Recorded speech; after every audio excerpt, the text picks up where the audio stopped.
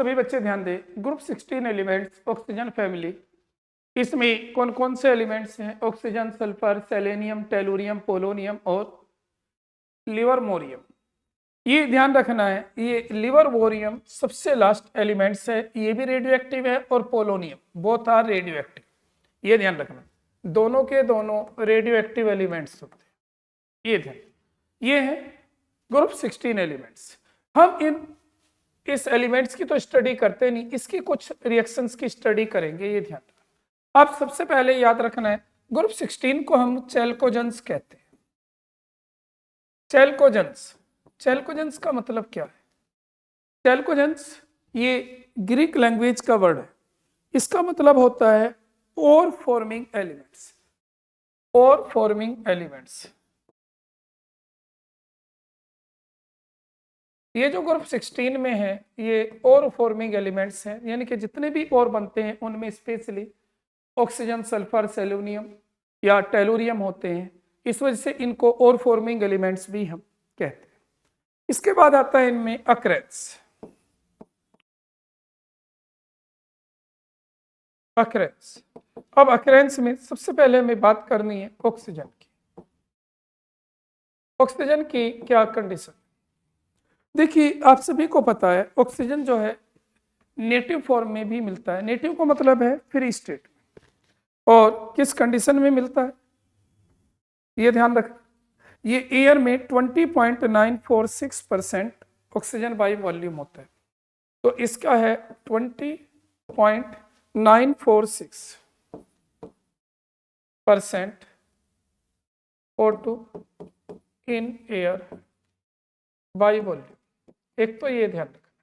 दूसरा, ये first most abundant elements, first most abundant elements in earth crust।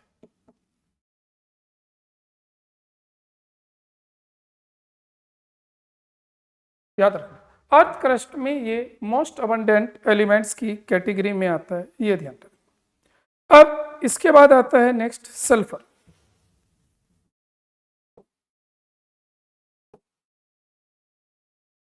हाँ, sulphur, अगर हम सल्फर की बात करें, सल्फर क्या है? सल्फर का अबंडेंस है इन अर्थ क्रस्ट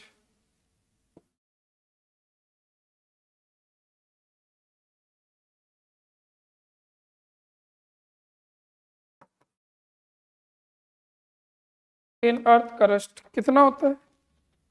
0.03 से 0.1% के बीच में होता है, ये इसका अर्थ क्रस्ट में अबंडेंस है। अच्छा, इसके बाद याद रखना है in combined form,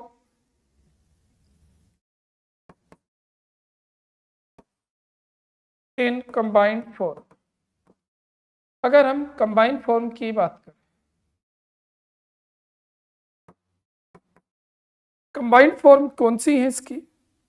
sulphate and sulphide. एक तो है सल्फेट, दूसरा है सल्फाइड, और यहां से फॉर्मूले पूछे जा सकते हैं आपसे, तो उसकी आपको नॉलेज हो, ये ध्यान रख लेना।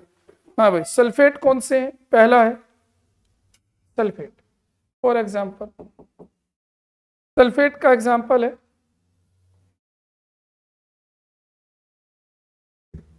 जिप्सम,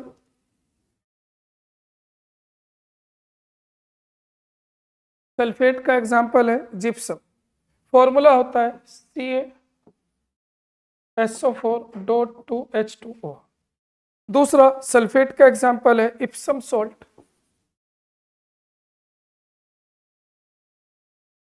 इप्सम सॉल्ट, और इप्सम सॉल्ट का फॉर्मूला होता है MgSO4.7H2O।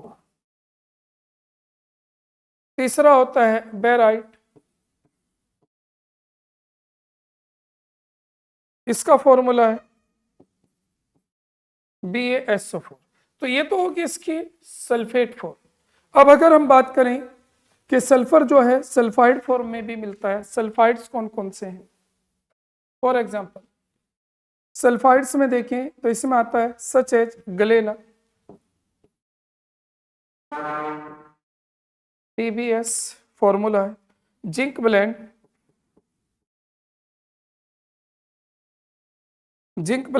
ZNS, कॉपर पायराइट,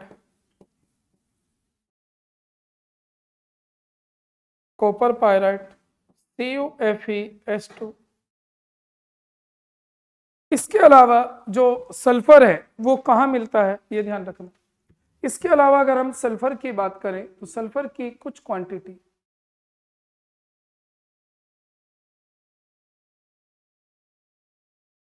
अब इसके अलावा अगर हम सल्फर की कुछ क्वांटिटी की बात करें तो सल्फर की कुछ क्वांटिटी लिखो, traces of sulphur occurs as hydrogen sulfide in volcano। ये ध्यान रखना भाई, traces of sulphur as hydrogen sulphide H2S in volcano. Volcano में भी मिलता है, ये ध्यान रखना। अच्छा, अगर ऑर्गेनिक मटेरियल की बात करें तो ऑर्गेनिक मटेरियल यानी कि बायोमोलिक्यूल्स में भी सल्फर मिलता है। कौन कौन से हैं? ऑर्गेनिक मटेरियल एग है, एग में मिलता है, प्रोटीन में मिलता है,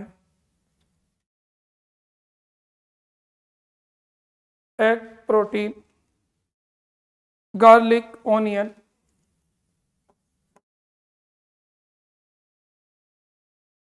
ओनियन, और मस्टर्ड हेयर,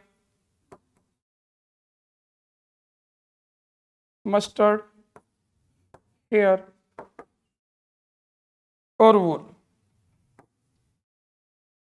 इन सब में सल्फर होता है। अब हम बात करते हैं नेक्स्ट एलिमेंट्स की। तो नेक्स्ट एलिमेंट है सेलेनियम और टेलुरियम। ये सुन लीजिए भाई, सेलेनियम और टेलुरियम ये किस फॉर्म में मिलते हैं? सेलेनियम और टेलुरियम ये आपको ध्यान रखना है एच सल्फाइडो। ये मिलते हैं, are found as metal selenide,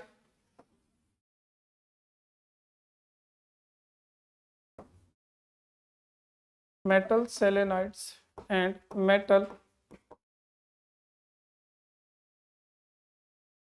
telluride in sulphide ore.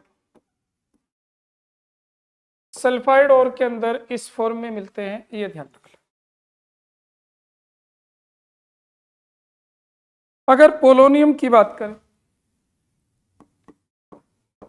Polonium occurs in nature as a decay product of thorium and uranium। तो ये कहां से मिलता है? decay product of thorium and uranium।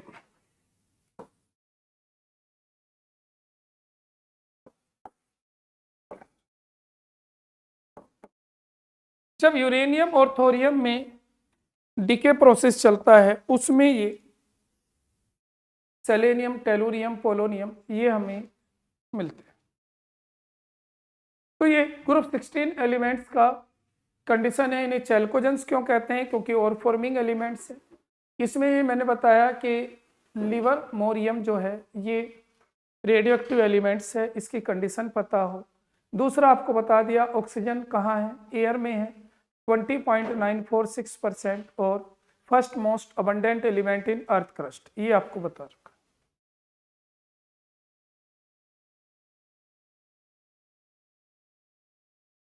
Next लिखिए भाई इनकी प्रॉपर्टीज।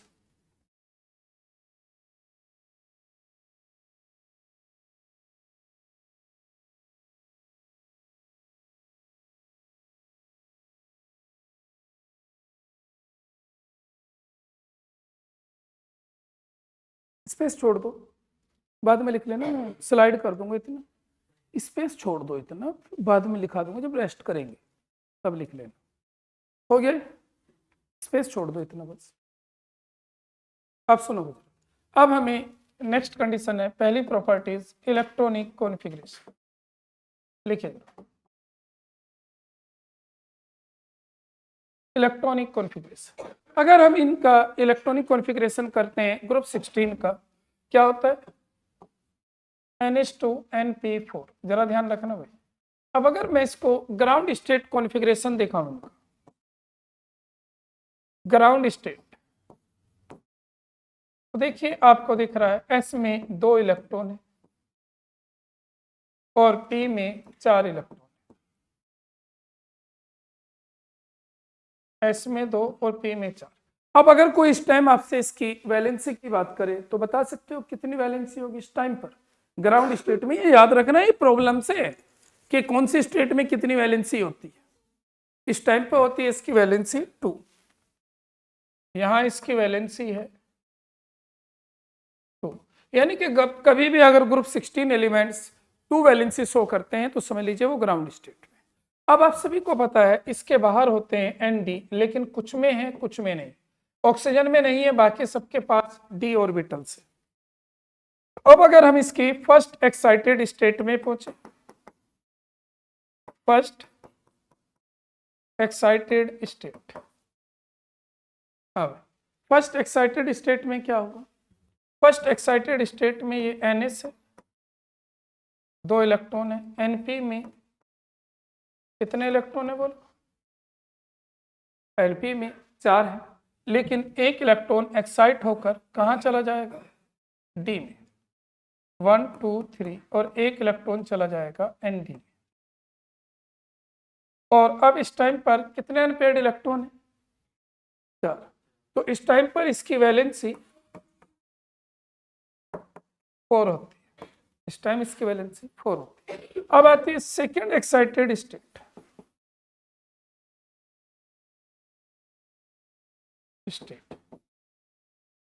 सेकेंड एक्साइटेड स्टेट में क्या होगा, एक और इलेक्ट्रॉन एक्साइट होकर बाहर आ जाएगा, NS NP और ND। अब इसके पास टोटल अनपेयर्ड इलेक्ट्रॉन है 6, तो इस टाइम पर ये वैलेंसी शो करेगा 6। तो याद रखना है जब भी कभी ग्रुप 16 एलिमेंट 6 बॉन्ड बनाए तो अपनी सेकेंड एक्साइटेड स्टेट में होते हैं, फर्स्ट में 4 शो करते हैं और अपनी ग्राउंड स्टेट में केवल उनकी वैलेंसी 2 होती है, ये चीज याद रखना। नेक्स्ट आता है इसके बाद सेकेंड एटॉमिक साइज। देखिए आप सभी को ध्यान रखना है, down the group atomic size बढ़ता है, ऑक्सीजन से बिगर सल्फर, सल्फर से सेलेनियम, सेलेनियम से टेलुरियम, टेलुरियम से पोलोनियम। कोई पूछता ही नहीं इस पॉइंट्स को, ये ध्यान रखना। नेक्स्ट कंडीशन आती है साइज के बाद,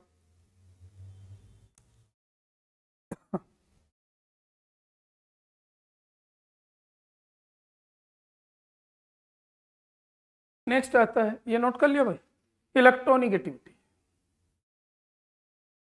अगर हम इलेक्ट्रोनिगेटिविटी देखें,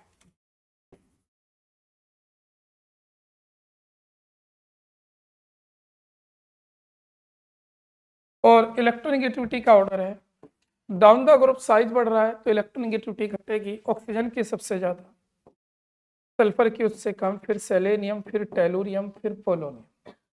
अब आती है इसमें एक additional points very important,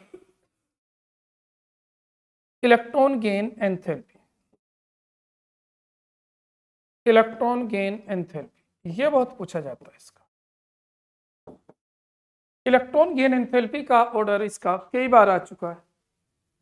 electron gain enthalpy क्या होनी चाहिए, जैसे हम डाउन द ग्रुप चल रहे हैं तो साइज घट रहा है, electron gain enthalpy becomes less negative, लेकिन इसमें होता क्या है, down the group electron gain enthalpy less negative होती है, सही है, सल्फर से कम, सेलेनियम, फिर टेलुरियम, फिर पोलोनियम, लेकिन ऑक्सीजन की सबसे कम होती है। ये लेस निगेटिव होती है। पूछा जाता है ऐसा क्यों? लेस निगेटिव, ये मोर निगेटिव। ये एक्सेप्शन है भाई, काफी आता है, याद रखना। ऑक्सीजन की लेस निगेटिव क्यों होती है? तो इसका मेन रीजन है ऑक्सीजन का साइज होता है स्मॉल, और स्मॉल साइज होने पर इलेक्ट्रॉन डेंसिटी सबसे ज्यादा है, तो इंटर इलेक्ट्रॉनिक रिपल्सन सबसे ज्यादा होता है। तो क्या बोलते हैं? Due to small size inter electronic repulsion is maximum. हाँ भाई, इसका रीजन है ड्यू टू, यह कह सकते हैं inter electronic repulsion is maximum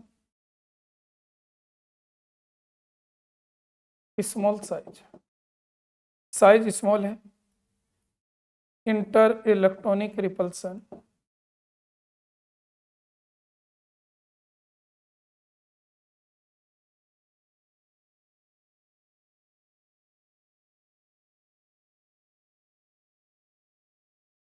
electronic repulsion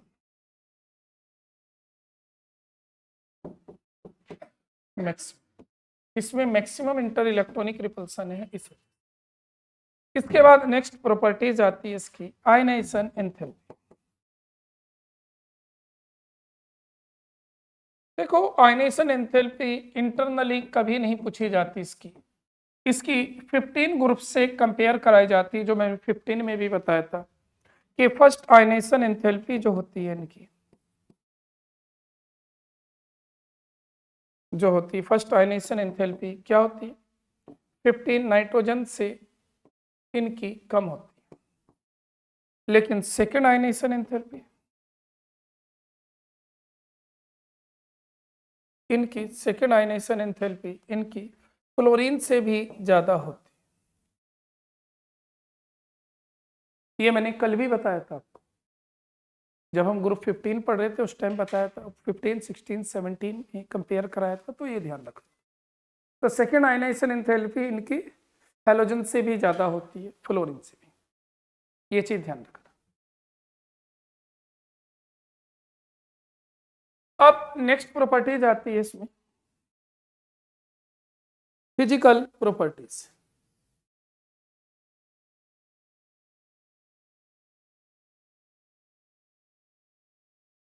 ये दो पॉइंट बहुत पूछे जाते हैं, इन दोनों को याद रखना।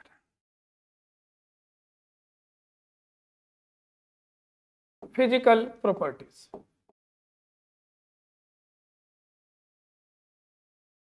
फिजिकल प्रॉपर्टीज में बस एक तो फिजिकल स्टेट याद रखना। अगर फिजिकल स्टेट की हम बात करें, O2 गैस और बाकी S8 हो, Se8 हो, Te8 हो, ये सब सॉलिड है। ये ऑक्टा एटॉमिक भी है और सॉलिड। दूसरा है मेल्टिंग पॉइंट्स। अब आप खुद सोचिए, ऑक्सीजन गैस है और बाकी सॉलिड है, तो down the group van der Waals force का मैग्नीट्यूड बढ़ेगा, जिसकी वजह से मेल्टिंग पॉइंट्स रेगुलरली इंक्रीज होते हैं। ऑक्सीजन से ज़्यादा सल्फर का, सल्फर से सेलेनियम, फिर टेलुरियम, फिर पोलोनियम। बॉइलिंग पॉइंट्स बिल्कुल सेम ऑर्डर है, ऑक्सीजन से ज़्यादा सल्फर, सल्फर से सेलेनियम, फिर टेलुरियम और फिर पोलोनियम। नेक्स्ट आती है केमिकल प्रॉपर्टीज।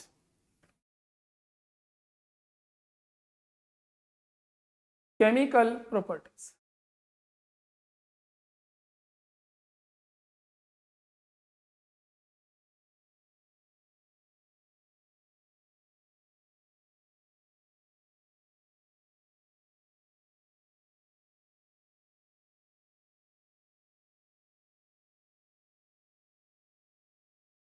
हो चुका?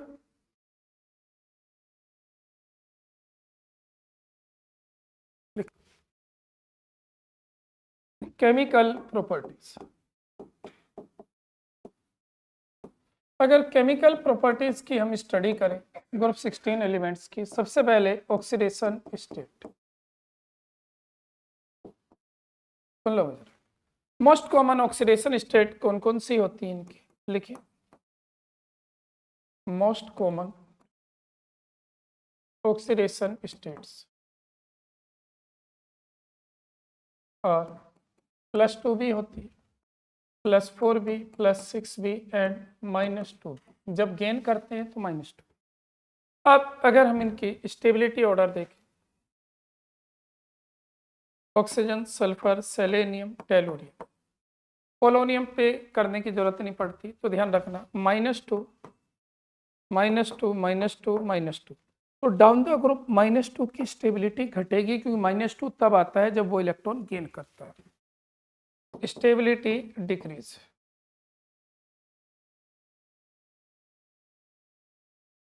Decrease due to decrease in electronegativity. Down the group electronegativity घटती है, जिससे -2 की स्टेबिलिटी घटती है। अब अगर हम +4 और +6 को देखें, तो यहाँ inert pair effect word use कर देते हैं, वैसे जरूरत पड़ती नहीं, क्योंकि यहाँ इनर्ट पेयर वगैरह की जरूरत है। क्या होगा फिर? +4 +4 +4 +4। अगर आप पोलोनियम भी दिखाना चाहते हो तो दिखा सकते हो, ऐसा कुछ नहीं। अगर यहाँ पोलोनियम दिखाना चाहो तो दिखा सकते हो। +4 +6 +6 +6, इन दोनों को देखना है। तो पोलोनियम वगैरह में +4 ज़्यादा स्टेबल होते हैं और बाकी में +6। ऑक्सीजन में +6 +4 होता है। ऑक्सीजन में ध्यान रखना है, ऑक्सीजन के सामने ये दोनों फॉर्म नहीं आती। क्यों नहीं आती? रीजन आपको पता है। क्यों नहीं आएंगी भाई, बोलो? क्योंकि ऑक्सीजन में एक्साइटेशन नहीं होता। आपको भी समझाया था, अगर पहला एक्साइटेशन होगा तो +4 आएगी, दूसरा एक्साइटेशन होगा +6 आएगी, और ऑक्सीजन के पास d ऑर्बिटल ही नहीं है, तो ना पहला एक्साइटेशन करेगा ना दूसरा करेगा। तो ये कंडीशन हमें पता होनी चाहिए। तो यहाँ इनर्ट पेयर इफेक्ट की वजह से ऐसा होता। अब इसके बाद आती है नेक्स्ट,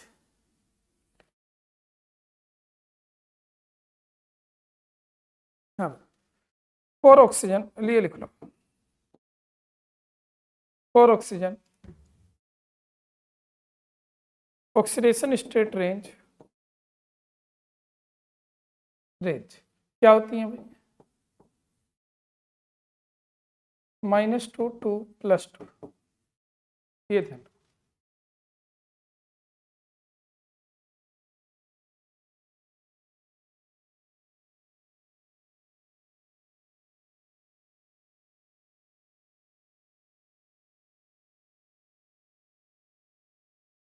नेक्स्ट लिखना है रिएक्टिविटी टुवर्ड्स हाइड्रोजन,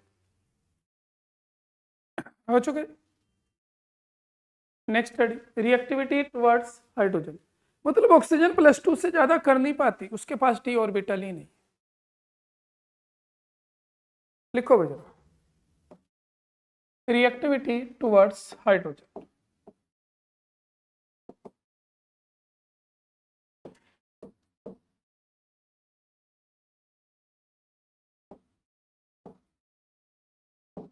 अगर हाइड्रोजन से रिएक्शन कर, तो जब ये हाइड्रोजन से रिएक्शन करती है तो क्या बनाती है?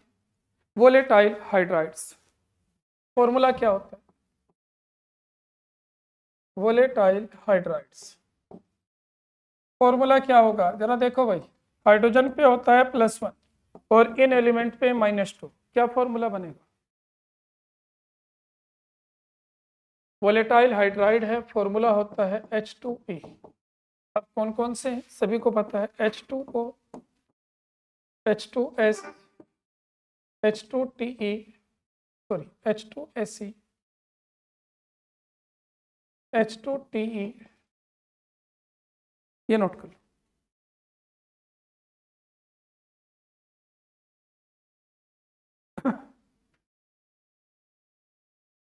अब हमें इनके कैरेक्टरिस्टिक्स ऑफ हाइड्राइड पढ़ने हैं, कल भी मैंने आपको बताया था। सबसे पहले आता है इनमें स्ट्रक्चर्स। ऐसी होती है भाई सबकी स्ट्रक्चर, बेंट, हाइब्रिडाइजेशन, sp2, चारों की ज्योमेट्री कैसी है, बैंड और हाइब्रिडाइजेशन sp2। इसी को बना सकते 2 बॉन्ड और 2 लोन पेयर। दूसरा आता है बॉन्ड एंगल।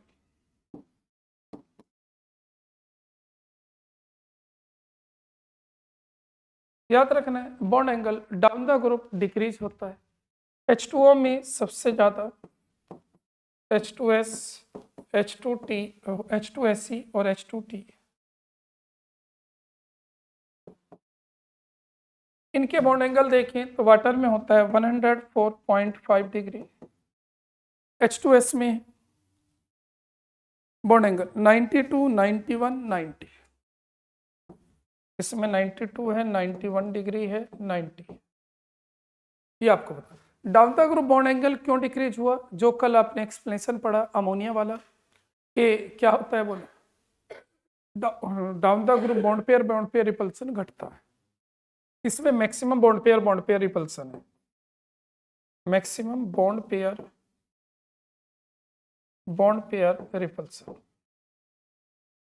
रिपल्सन इनमें बॉन्ड पेयर रिपल्सन मैक्सिमम होता है। इसके बाद आती है नेक्स्ट कंडीशन इन हाइड्राइड्स की। अगर हम प्रॉपर्टीज देखें, दो हो गए। तीसरे कंडीशंस थर्मल स्टेबिलिटी।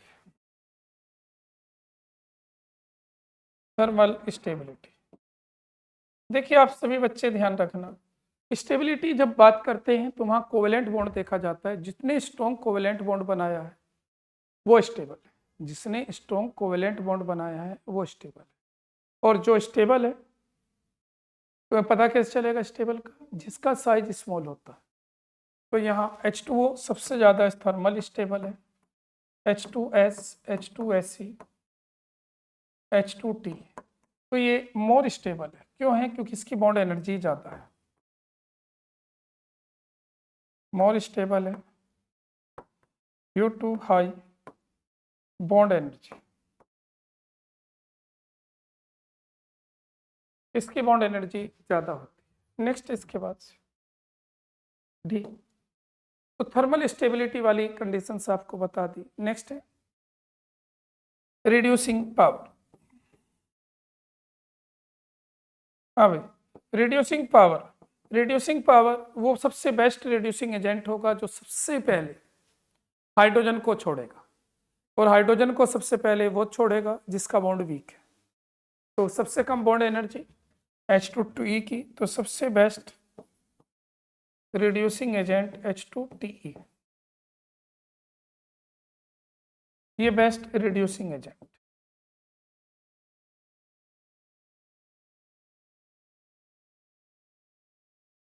ये बेस्ट रिड्यूसिंग एजेंट है। क्यों है best reducing agent? Due to low bond energy, इसकी बॉन्ड एनर्जी कम होती है, इस वजह से ये बेस्ट रिड्यूसिंग एजेंट। अब जरा सभी बच्चे ध्यान दें, तो रिड्यूसिंग पावर की मैंने कंडीशंस आपको बता दी। अब आता है इसमें कि एसिडिक स्ट्रेंथ, क्योंकि ये एसिड है, एसिडिक स्ट्रेंथ। देखो भाई, नॉर्मली हम जब भी कभी इनऑर्गेनिक में एसिडिक स्ट्रेंथ पढ़ते हैं तो लुईस एसिड पढ़ते हैं, लेकिन यहाँ पढ़ते हैं आर्सेनियस एसिड। जो सबसे पहले HN को देगा वो सबसे स्ट्रॉन्ग एसिड, और सबसे पहले HN कौन देगा? H2T। तो इसका मतलब एसिडिक स्ट्रेंथ में H2O से स्ट्रॉन्ग H2S, H2SE और H2T। H2T स्ट्रॉन्ग एसिड है। अब ये स्ट्रॉन्ग एसिड क्यों है? स्ट्रॉन्ग एसिड है due to low bond energy, अब इसके बाद EF, बॉइलिंग पॉइंट्स और मेल्टिंग पॉइंट्स। सुन लो भाई जरा, H2O में होता है हाइड्रोजन बॉन्ड, H2O में होता है हाइड्रोजन बॉन्ड, और बाकी सब में होता है वांडरवाल फोर्स, और वांडरवाल फोर्स वीक होता है। तो हाइड्रोजन बॉन्ड जहां है उसका बॉइलिंग पॉइंट ज्यादा होगा, लेकिन बाकी में वंडरवाल फोर्स देखें तो वंडरवाल फोर्स से डिपेंड करता है साइज पर या मोलिकुलर मास पर। जितना मोलिकुलर मास बढ़ेगा उतना वंडरवाल फोर्स बढ़ेगा। तो सबसे स्ट्रॉन्ग कौन सा होगा? तो इसका मतलब यहाँ H2S से ज़्यादा बॉइलिंग पॉइंट H2SC का, उससे ज़्यादा H2T का और सबसे ज़्यादा H2O का। हाई बॉइलिंग पॉइंट्स क्यों हैं? कोई आपसे पूछे हाई बॉइलिंग पॉइंट, तो रीजन है ड्यू टू H बॉन्डिंग। अच्छा भाई, अगर मैं इसका पैटर्न पूछने लगूं, इसमें हाइड्रोजन बॉन्ड तो है लेकिन पैटर्न कौन सा है? लीनियर है, टेट्राहेड्रल है या जिगजैग पैटर्न है? बोलो कौन सा है भाई? टेट्राहेड्रल, याद रखना। इसमें टेट्राहेड्रल पैटर्न होता है, ये याद रखना। नेक्स्ट कंडीशन आती है मेल्टिंग पॉइंट्स। मेल्टिंग पॉइंट, अगर इसके मेल्टिंग पॉइंट देखो तो बिल्कुल सेम ट्रेंड है। H2S से ज़्यादा H2SC का, उससे ज़्यादा H2T का, उससे ज़्यादा H2O का। रीजन सेम है H बॉन्ड की वजह से। मेल्टिंग पॉइंट का भी सेम ट्रेंड होता है। अब आती है volatile nature, last. Volatile nature, volatile कहते हैं जो वेपर्स में जल्दी बदले। देखो बताओ, वेपर सबसे पहले कौन बनाएगा? जिनमें सबसे वीक फोर्स है, और सबसे वीक फोर्स किसमें? H2S में। H2S में, क्योंकि ये वंडरवाल फोर्स के बेस पर। तो H2S सबसे ज्यादा वोलेटाइल, H2SC उससे कम, फिर H2T और सबसे कम H2O। ये मोर वोलेटाइल। वोलेटाइल का मतलब है जल्दी वेपर्स बनाता है। क्यों? ड्यू टू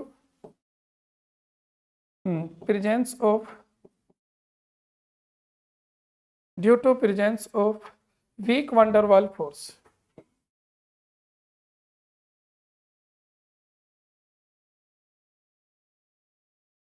वंडरवाल्स, यहां वीक वंडरवाल फोर्स होता है इस वजह से। देखो हाइड्राइड्स आपको तीनों ग्रुप में मेहनत करनी पड़ेगी। नाइट्रोजन फैमिली में भी हाइड्राइड्स की काफी प्रॉब्लम आती है, ऑक्सीजन फैमिली में हाइड्राइड्स होगी, अब हेलोजन में भी ऐसे ही आएगा। यहाँ ये काफी पूछा जाता है। तो देखिए हमने रिएक्टिविटी टुवर्ड्स हाइड्रोजन स्टडी कर ली। नेक्स्ट स्टडी है रिएक्टिविटी टुवर्ड्स ऑक्सीजन। अगर ऑक्सीजन से रिएक्शन करें,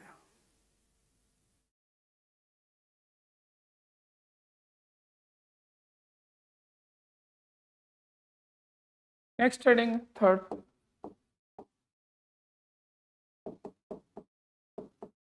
reactivity towards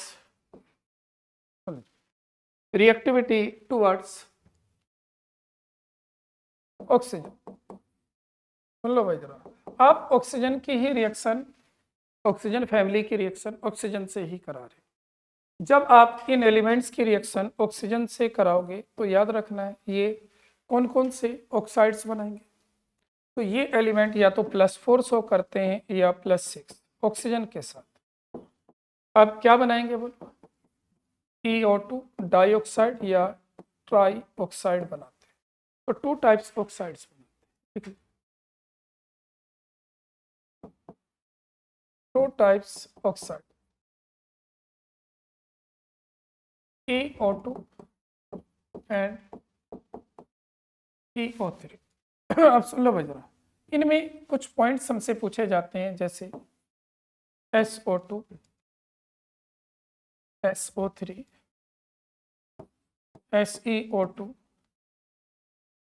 SeO3, PeO2, PeO3। अब इनमें कुछ पॉइंट्स पर हमें फोकस करना है, सुन लीजिए क्या है।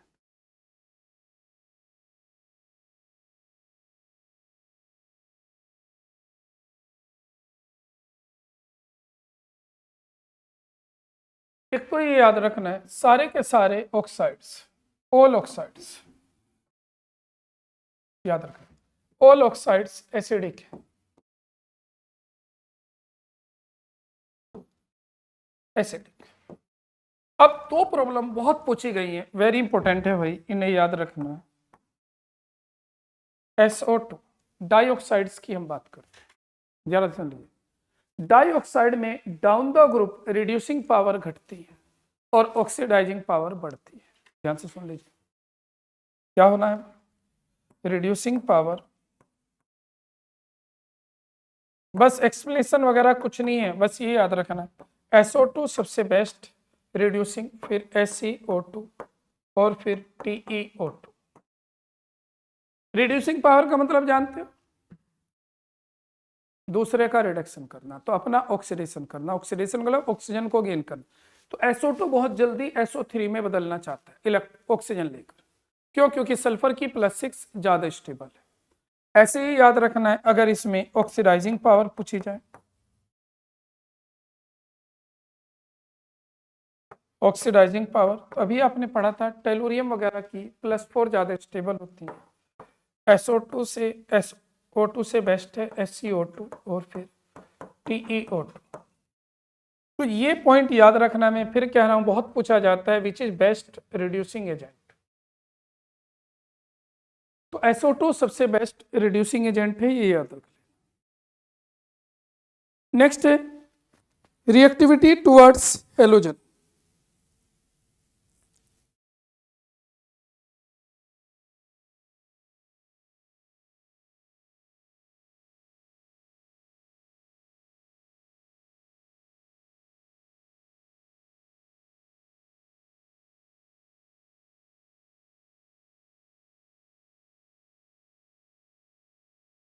लिख लिया भाई।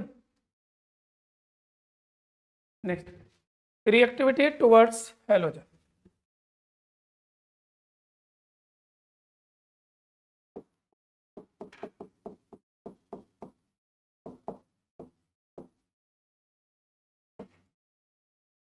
हेलोजन, अगर हेलोजन से रिएक्शन करें तो सुन लो भैया, ये अपनी तीनों फॉर्म का यूज करते हैं। कैसे, सुन लीजिए।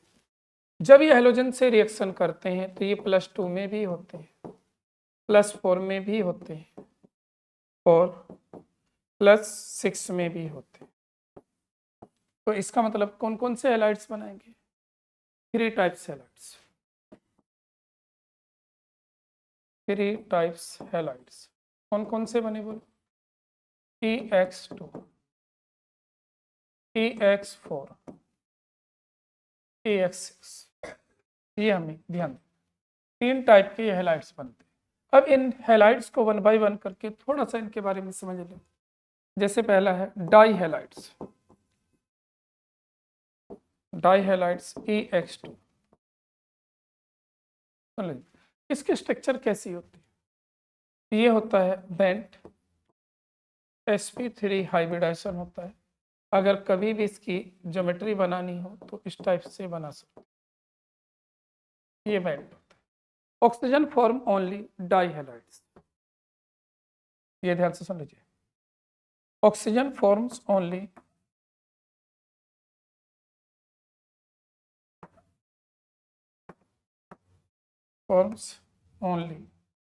Die halides.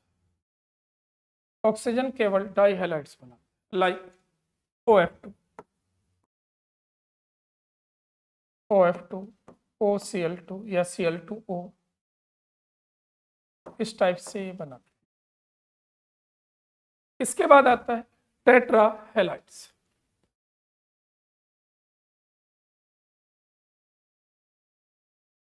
टेट्रा हैलाइड्स है EX4, टेट्रा हैलाइड्स है EX4। EX4 में क्या कंडीशन आती है,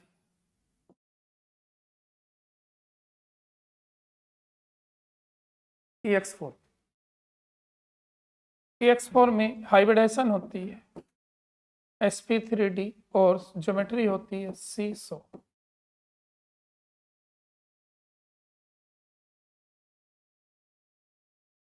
C100 सेफ, अगर आप किसी का बनाना चाहो, फॉर एग्जाम्पल SF4, सल्फर पर 1 लोन पेयर और 4 C100 सेफ, ठीक है। सीसो सेफ। और ये जो टेट्राहेलाइड्स हैं ये इजीली हाइड्रोलाइज हो जाते हैं, लिख सकते हो, they are easily hydrolyse.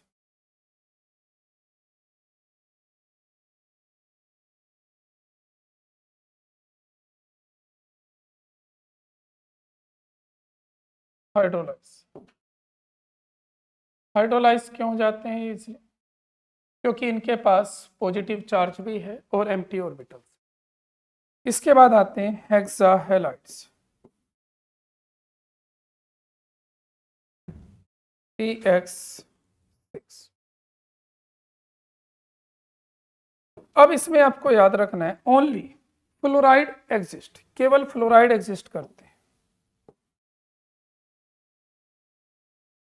Fluoride exist. For example SF6। बाकी कोई और हैलाइड एग्जिस्ट नहीं करते। क्यों नहीं करते? उसका रीजन है 6 बिगर साइज हेलोजन एटम किसी भी एटम के चारों तरफ एकोमोडेट नहीं हो पाते, बिगर साइज की। अच्छा, इनकी शेप कैसी होती है भाई? इनमें हाइब्रिडाइजेशन होता है sp3d2 और शेप होती है ऑक्टाहेड्रॉन। बनाना चाहो तो बना सकते हो। अब एक प्रॉब्लम बहुत पूछी जाती है आपसे कि सल्फर का जो हेक्सा फ्लोराइड है ये हाइड्रोलाइज नहीं होता या ये इनर्ट होता है, क्यों? तो ये जो 6 फ्लोरीन है इसे प्रोटेक्ट करते हैं, अटैक होने से बचाते हैं। तो एक अलग से हम पॉइंट लिखेंगे, SF6 is chemically inert, chemically inert, SF6 is chemically inert, या ये कह सकते हैं नॉट हाइड्रोलाइज्ड। पूछा जाता है क्यों? बिकॉज 6 फ्लोरीन प्रोटेक्ट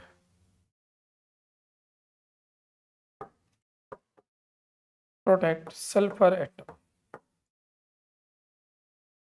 ये मेन प्रॉब्लम है, कई बार पूछी जा चुकी है, तो इसकी नॉलेज।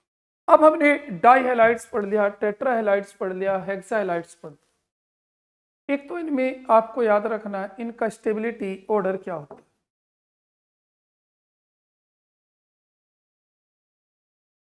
एक तो ध्यान रखना है स्टेबिलिटी ऑर्डर। स्टेबिलिटी ऑर्डर ये होता है फ्लोराइड सबसे ज्यादा स्टेबल, फिर क्लोराइड, फिर ब्रोमाइड और फिर आयोडाइड। ये आपको याद रखना है, फ्लोराइड सबसे ज्यादा स्टेबल होते हैं।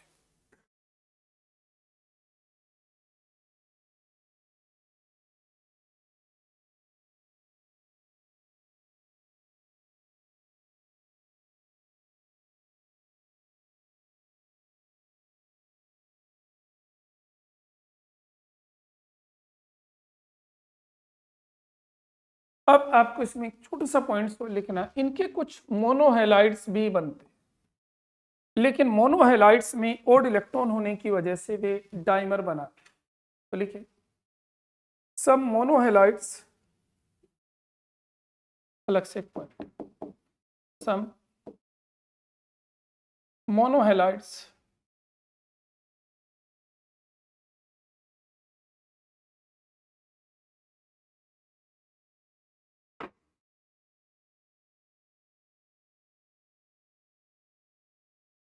सब मोनोहेलाइड्स, ध्यान सुनिए, सब मोनोहेलाइड्स लाइक,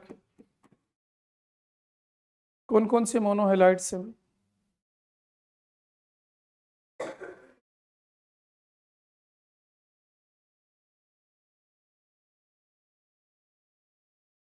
ऐसे सब मोनोहेलाइड्स लाइक HCl,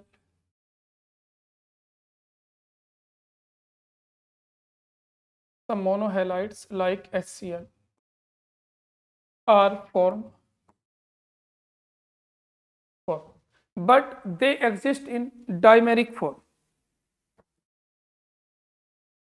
but लिख लीजिए, but they exist in dimeric form.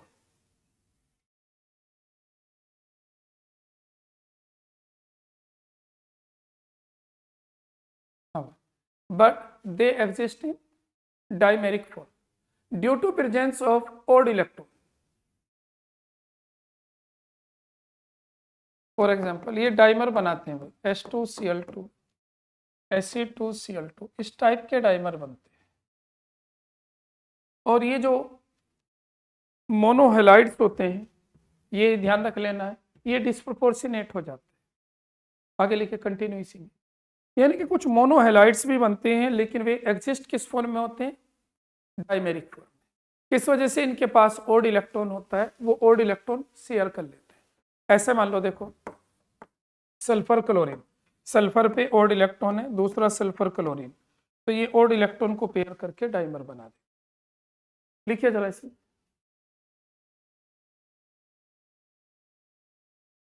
these dimeric halides undergo disproportionation reaction. These dimeric halides undergo disproportionation reaction. These dimeric halides undergo disproportionation reaction. For example, Ac2Cl2 की हम 2 unit ले रहे हैं, ये disproportionate होती है, क्या बनाती है, AcCl4 प्लस 3Ac।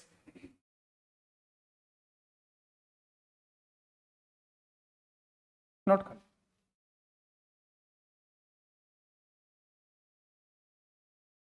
देखो एनसीईआरटी में जो ये प्रॉपर्टीज दे रखी थी ये कंप्लीट हो चुकी हैं। अब हमें नेक्स्ट इसमें एनोमलस बिहेवियर ऑफ ऑक्सीजन और फिर कंपाउंड्स पर। कंपाउंड भी ज़्यादा नहीं है इसमें।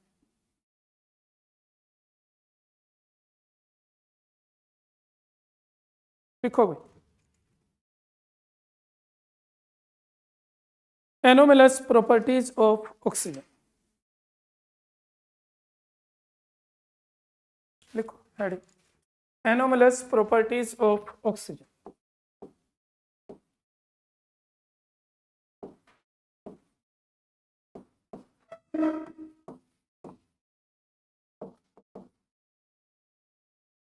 ऑक्सीजन लिखिएगा। कोई पूछे एनोमलस प्रॉपर्टीज ऑफ ऑक्सीजन क्यों होती है, बस रीजन आपको पता है तो लिख लीजिए, लिखो।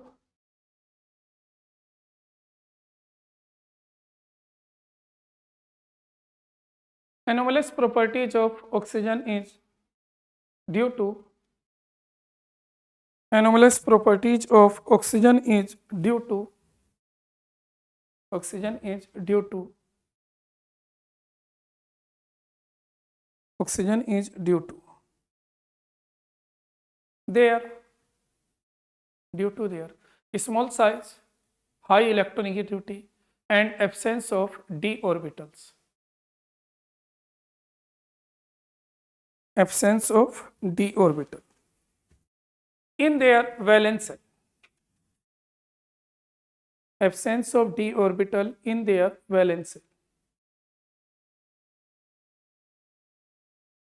लिखिए, सब इंपॉर्टेंट हो गया। सब anomalous properties of oxygen are,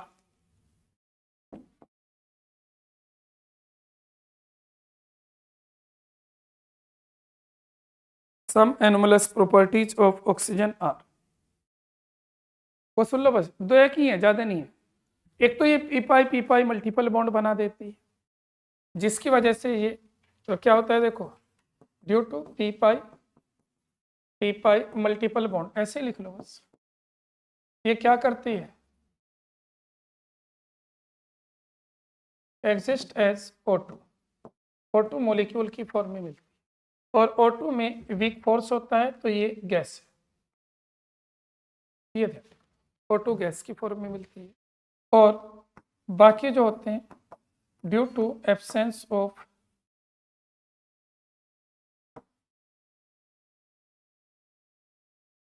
P pi other की बात कर रहे हैं, other due to absence of p pi multiple bond, वे क्या करते हैं, they prefer to form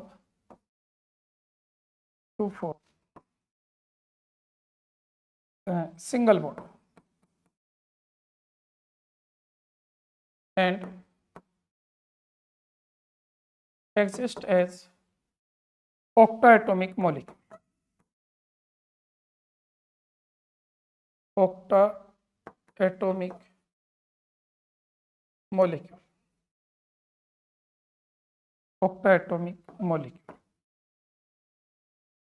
जैसे S8 है, Se8 है, Pe8 है, इस टाइप से. And solid at room temperature.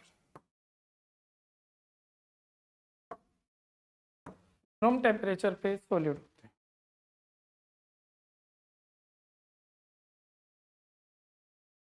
दूसरा,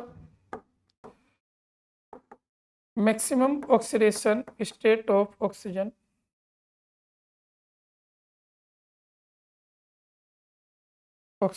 कितनी होती है भाई? +2. +2 से आगे सोए नहीं कर सकते. बस बाकी तो पीछे आ चुके जो मैंने आपको बताए. अब हमें करने हैं इस ग्रुप के कंपाउंड्स भी बहुत ज़्यादा नहीं है. 4 कंपाउंड्स हैं इसमें. एक डाइऑक्सीजन, एक ओजोन, एक SO2 और एक सल्फ्यूरिक एसिड.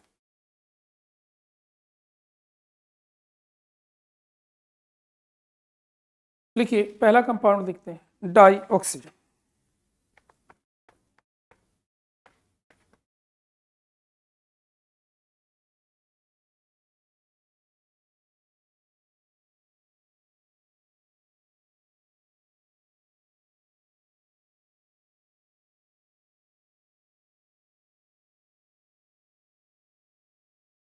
हो चुका?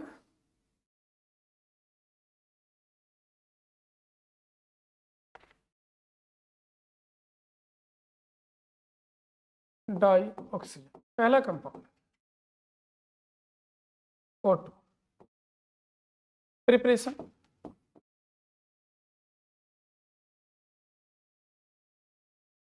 अगर प्रिपरेशन की बात करें, डायरेक्ट रिएक्शन लिखते रहिए और नाम लिखते रहिए कंपाउंड. 2KClO3 potassium chlorate. ये मोल कॉन्सेप्ट में जरूरत पड़ जाती है इन रिएक्शन की, तो उसके हिसाब से ध्यान रखना. पोटेशियम क्लोरेट है, हमने हीट किया मैग्नीज डाइऑक्साइड के साथ. 2KCl और 3O2 ऑक्सीजन गैस अलग हो जाती है. ये इंट्रामोलिकुलर रिडॉक्स रिएक्शन. यहां आप क्या कर सकते हो, क्लोरेट की जगह नाइट्रेट भी हीट कर सकते हो एंड परमैंगनेट भी. अगर हम नाइट्रेट और परमैंगनेट की रिएक्शन लिखना चाहें,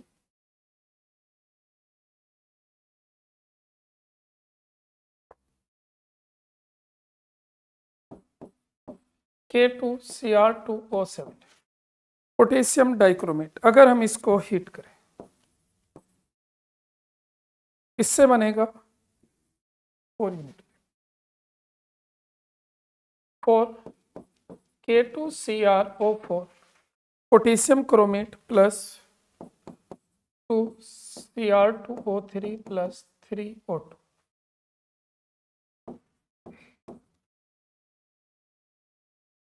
अगर पोटेशियम परमैंगनेट को हीट करें, ये डी ब्लॉक में जब कंपाउंड पढ़ते हैं वहां इनका हीटिंग इफेक्ट आता है. पोटेशियम परमैंगनेट को हीट करें, K2MnO4 प्लस MnO2 और O2.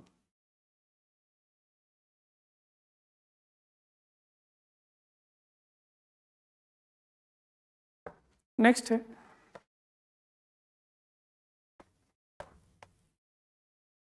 दूसरी मेथड. लेस रिएक्टिव मेटल को अगर हम डायरेक्ट हीट करें, ये लेस रिएक्टिव मेटल है. 2AgO 2HgO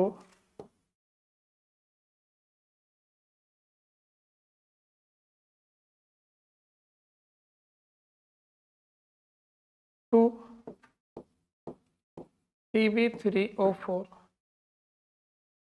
और 2PbO O2।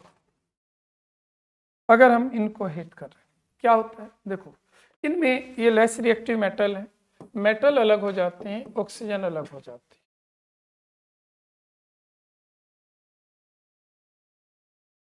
यहां बनता है लेड मोनोऑक्साइड 6+O2, यहां बनता है 2PbO+O2। इसके बाद अगर हम हाइड्रोजन पेरोक्साइड को हीट करें, H2O2 के टूटने से भी ऑक्सीजन गैस बनती है।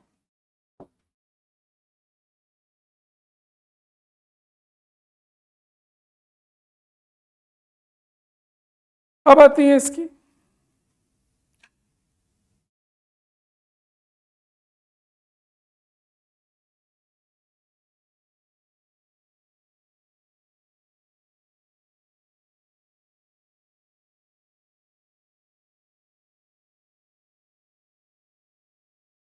प्रॉपर्टीज। हो चुका भाई ये, लिखिए जरा properties.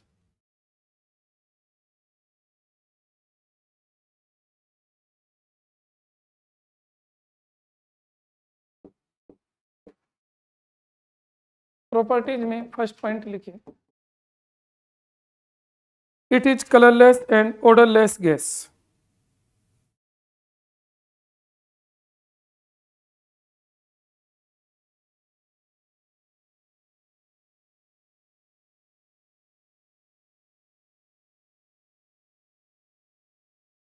It is colourless and odorless gas. आगे लिखिए नेक्स्ट पॉइंट बनाकर, O2 is paramagnetic, O2 is paramagnetic due to presence of unpaired electrons, due to presence of unpaired electron in, due to presence of unpaired electron in anti-bonding molecular orbital।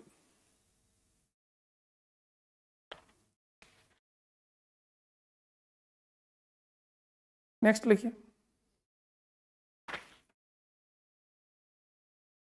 Dioxygen, तीसरा point, dioxygen directly reacts with, directly reacts with all metals and non-metals,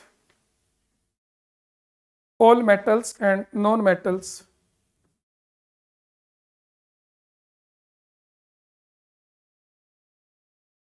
all metals and non-metals to form oxides except, किससे reaction नहीं करती भाई, except noble metal, noble metal है, gold है, platinum है और noble gas, इनको छोड़कर इनसे रिएक्शन नहीं करती। अब अगर हम इसकी रिएक्शन दिखाना चाहें, देखो सभी बच्चों को रिएक्शन आती हैं, सिर्फ एक दो मैं लिख के बता रहा हूं, वैसे आप सभी को पता है। अगर कैल्शियम की ऑक्सीजन से रिएक्शन कराएं क्या बन जाएगा बोले, CaO। एल्यूमिनियम की ऑक्सीजन से रिएक्शन कराएं Al2O3। ऐसे आप किसी की भी रिएक्शन करा सकते हो। कार्बन की ऑक्सीजन से रिएक्शन कराएं CO2, फॉस्फोरस की ऑक्सीजन से रिएक्शन कराएं P4O10।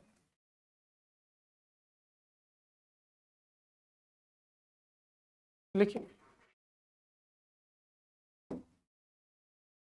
जिंक सल्फाइड की ऑक्सीजन से रिएक्शन कराएं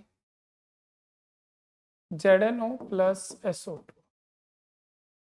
इसके बाद HCl से O2 की रिएक्शन कराएं H2O+Cl2, क्योंकि ये सब्स्टिट्यूशन रिएक्शन होती है। SO2 की रिएक्शन O2 से कराएं V2O5 कैटलिस्ट के साथ SO3, बैलेंस नहीं करी मैंने।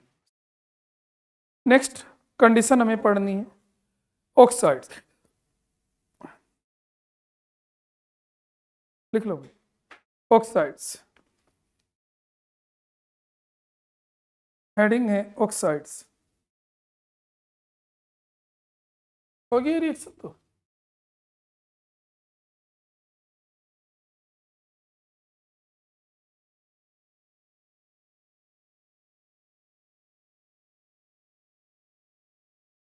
सारी रिएक्शन आपको याद है, और भी दो चार और लिखना चाहो लिख सकते हो, उसमें कुछ नहीं, क्योंकि ये सारी कंडीशन आपने पढ़ रखी।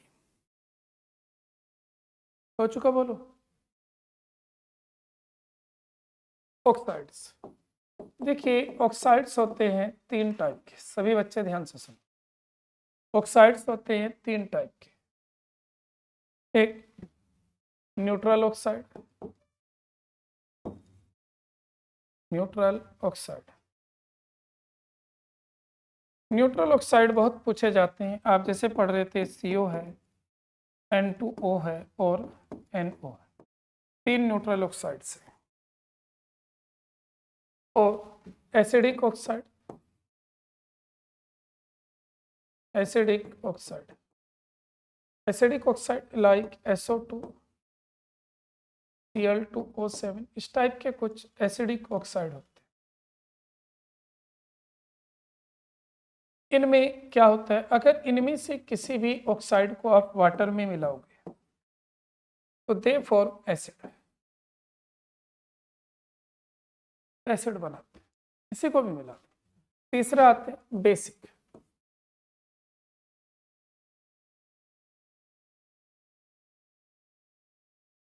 बेसिक ऑक्साइड, बेसिक ऑक्साइड्स होते हैं लाइक CaO, MgO। इन्हें क्या करें, अगर हम इस टाइप के ऑक्साइड्स वाटर में मिलाएंगे तो बेस बनेगा। अब एक आते हैं एम्फोटेरिक ऑक्साइड,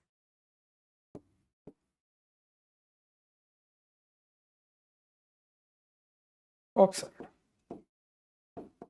एम्फोटेरिक ऑक्साइड्स जो एसिड और बेस दोनों तरीके से काम करते हैं। स्पेशली हम इसमें Al2O3 की रिएक्शन पढ़ेंगे, लाइक Al2O3, ये दोनों से रिएक्शन करता है। Al2O3 एसिड से भी रिएक्शन करता है और बेस से। रिएक्शन की बैलेंस फॉर्म लिख लो, 6 9, इससे बना 2 AlH2O का होल 6 और 3 पॉजिटिव प्लस 6 Cl नेगेटिव। दूसरा आता है बेस के साथ इसी की रिएक्शन, 6 NaOH और 3 H2O। अब बनाता है ये 2 Na3AlOH का होल 6, ये कंडीशन। तो ये एसिड और बेस दोनों तरीके से काम करता है। नेक्स्ट है ओजोन मॉलिक्यूल।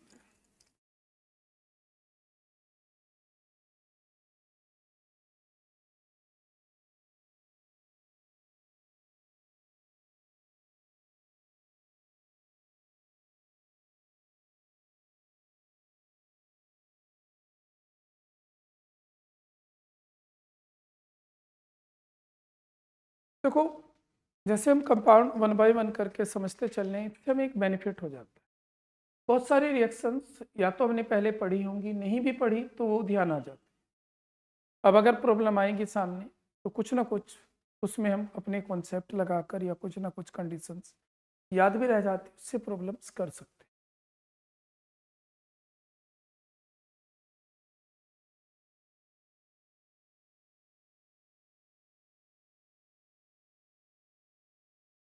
हो चुका,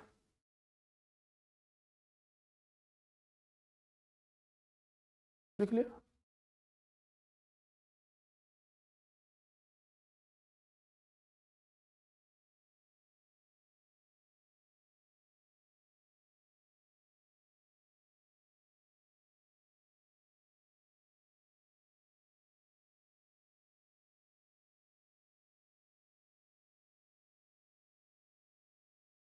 ओजोन,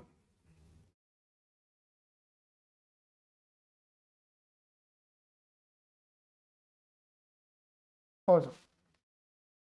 सबसे पहले ओजोन की अगर हम बात करें, प्रिपरेशन।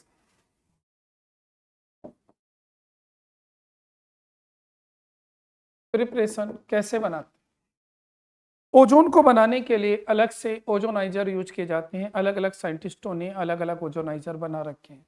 इस ओजोनाइजर में करा क्या जाता है, इसमें स्पार्किंग वगैरह भी की जाती है। तो इसको अर्थ के अंदर बहुत नीचे डेप्थ में ले जाकर एक वो ओजोनाइजर होता है उसे दबा देते हैं और वहाँ ओजोन की या ऑक्सीजन की सप्लाई की जाती है, वहाँ से ओजोन ऑब्टेन की जाती है। तो उसमें ओजोनाइजर वगैरह तो एनसीईआरटी में डिटेल में है नहीं, तो उतनी तो ज़्यादा जरूरत नहीं, बस डायरेक्ट कंडीशन पढ़ने की कैसे होगी। इसमें यह होता है, एक ही मेथड है, जब हम ऑक्सीजन को पास करते हैं इससे इस ये रखी when a slow dry stream of oxygen pass through a silent electric discharge conversion of oxygen to ozone occurs, the product is known as ozonide oxygen. यानी कि ऑक्सीजन जो है वो ओजोन में बदल जाती है, ये प्रोसेस होता है। और इसकी डेल्टा एच, क्योंकि ये एंडोथर्मिक प्रोसेस है, ये होती है +142 किलो जूल पर मोल। तो एक लाइन लिख लो इसमें, बस थ्योरेटिकल लिख लीजिए, लिखना भाई जरा। When a dry stream of oxygen, लिख लो एक लाइन।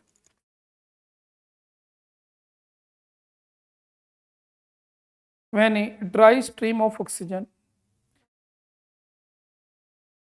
सॉरी ये सेम लिख दिया, 2O3 लिखो। When a dry stream of oxygen is passed, when a dry stream of oxygen is passed through a silent electric discharge,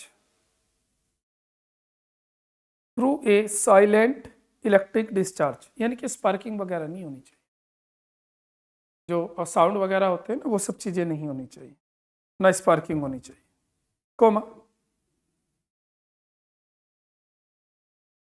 conversion of oxygen to ozone,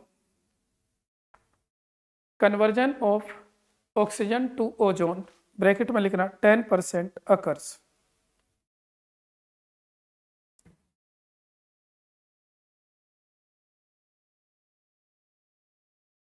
आगे लिखिए full stop करके। Ozone कितनी बनती है बोलो, 10% occur, full stop. The product is known as ozonide oxygen, ozonide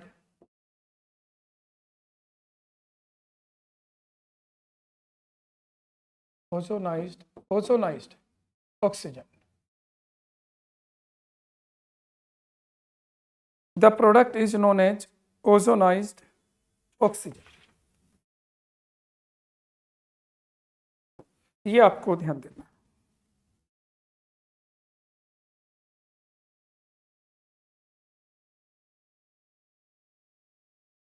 next heading properties. अगर properties की हम स्टडी करें तो लिखिए first point, pure ozone is pale blue gas,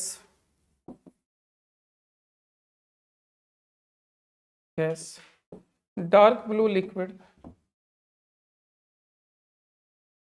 and violet black solid.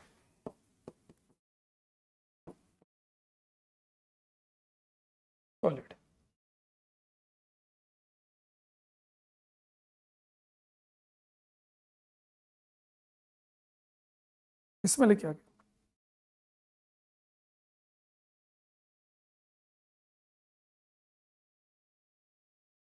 it is diamagnetic,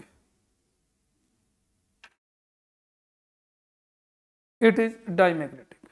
अब second point लिख लें, देखो भाई, सेकंड कंडीशन, ओजोन जो है थर्मोडायनेमिकली अनस्टेबल है। लिखिए जरा, ozone is thermodynamically unstable. Ozone is thermodynamically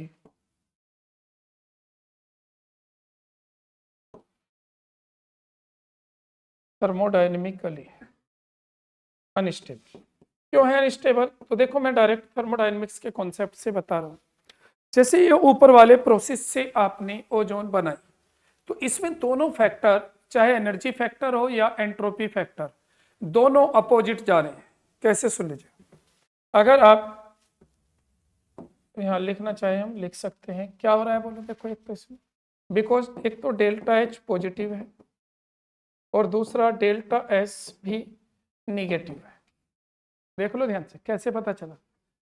3 mole gas से 2 मोल्स गैस बनने, एंट्रोपी घट रही है और डेल्टा एच पॉजिटिव है।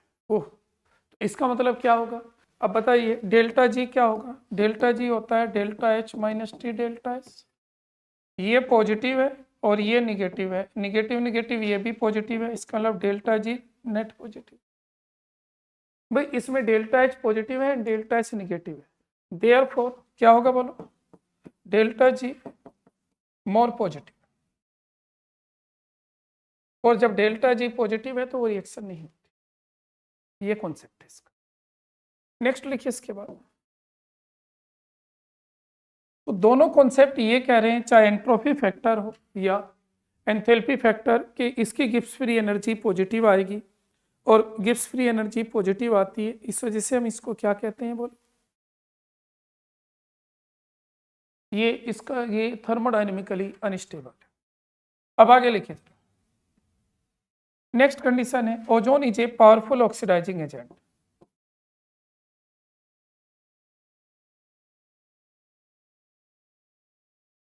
ऑक्सीडाइजिंग एजेंट क्यों है भाई ये powerful oxidizing agent? Ozone is a powerful oxidizing agent because, हाँ भाई, बिकॉज ये जब क्या होती है, ये टूट जाती है और O2 और नेसेंट ऑक्सीजन देती है। इस वजह से ये नेसेंट ऑक्सीजन किसी का भी ऑक्सीडेशन कर सकता है। एग्जाम्पल लिख लो। फॉर एग्जाम्पल, PbS ओजोन से रिएक्शन करता है, PbSO4 बना देता है, और O2 बैलेंस करना चाहो तो बैलेंस हो गया। दूसरा है 2I निगेटिव, वाटर की प्रेजेंस में ओजोन से रिएक्शन करता है, 2OH negative plus I2 plus O2 बनता है। और ये जो रिएक्शन है, ये ध्यान रख लेना, ये ओजोन के क्वांटिटेटिव एस्टिमेशन में यूज होती है। लिख लीजिए।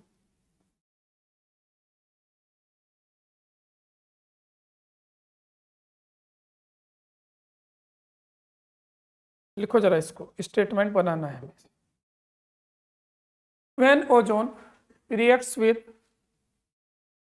when ozone reacts with Ki solution,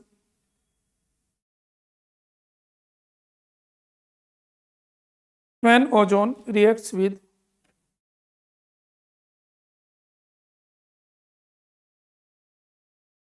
when ozone reacts with Ki solution, Ki solution, buffered with a borate buffer, buffered यानी कि बफर सॉल्यूशन की बात करो, buffered with a borate buffer, buffered with a borate buffer, buffered with a borate buffer, जिसकी pH होती है 9.2, comma iodine is liberated,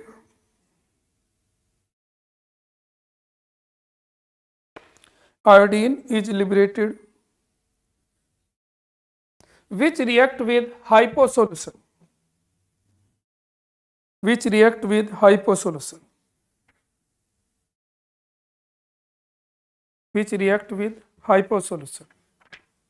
आगे लिखिए, this reaction या this method is a quantitative method for estimating ozone gas. This method is a quantitative estimating method. This method is a quantitative method.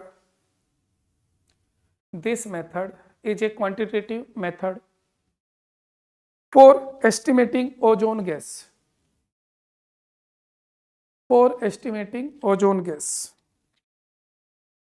ये जो reaction लिखी हुई, इसके बाद आपको एक चीज पे और ध्यान देना है, जो सुपरसोनिक जेट एरोप्लेन्स होते हैं, हाँ भाई, जो सुपरसोनिक जेट एरोप्लेन्स होते हैं, वे जो एग्जॉस्ट सिस्टम से गैस रिलीज करते हैं, नाइट्रिक ऑक्साइड करते हैं, और नाइट्रिक ऑक्साइड ओजोन लेयर को डिप्लेट कर देते हैं। तो बस आपको ये याद रखना होना चाहिए कि सुपरसोनिक जेट एरोप्लेन्स क्या एग्जॉस्ट कर रहे हैं, बोलो, नाइट्रिक ऑक्साइड, जो ओजोन लेयर को डिप्लेट करती है। तो लिख लीजिए, supersonic jet aeroplanes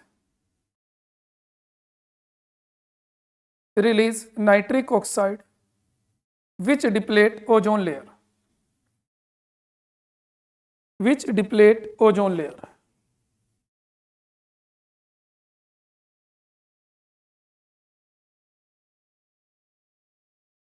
Which deplete ozone layer. क्या रिएक्शन होती है ओजोन लेयर के डिप्लेशन में, सुन लीजिए, रिएक्शन ये होती है NOO3 से रिएक्शन करता है NO2 plus O2, nitric oxide वो रिलीज करते हैं। स्ट्रक्चर ऑफ ओजोन, ओजोन होता है बेंट मॉलिक्यूल, इस टाइप से, चाहो तो ये कोऑर्डिनेट बॉन्ड बना दो, और इसमें रेजोनेंस होती है।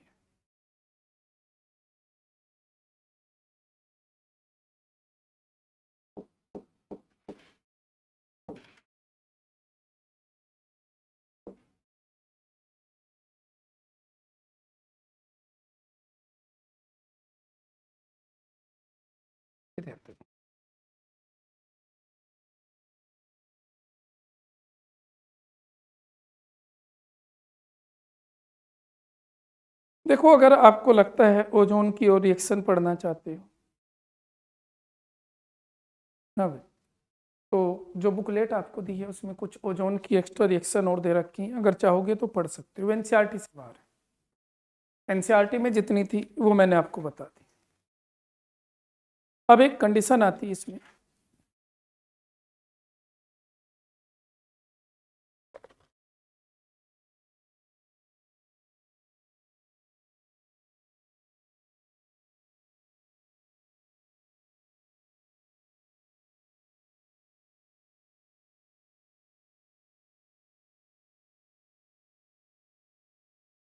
अब तो एक पॉइंट हमें इसमें और पढ़ना है, टेलिंग ऑफ मरकरी।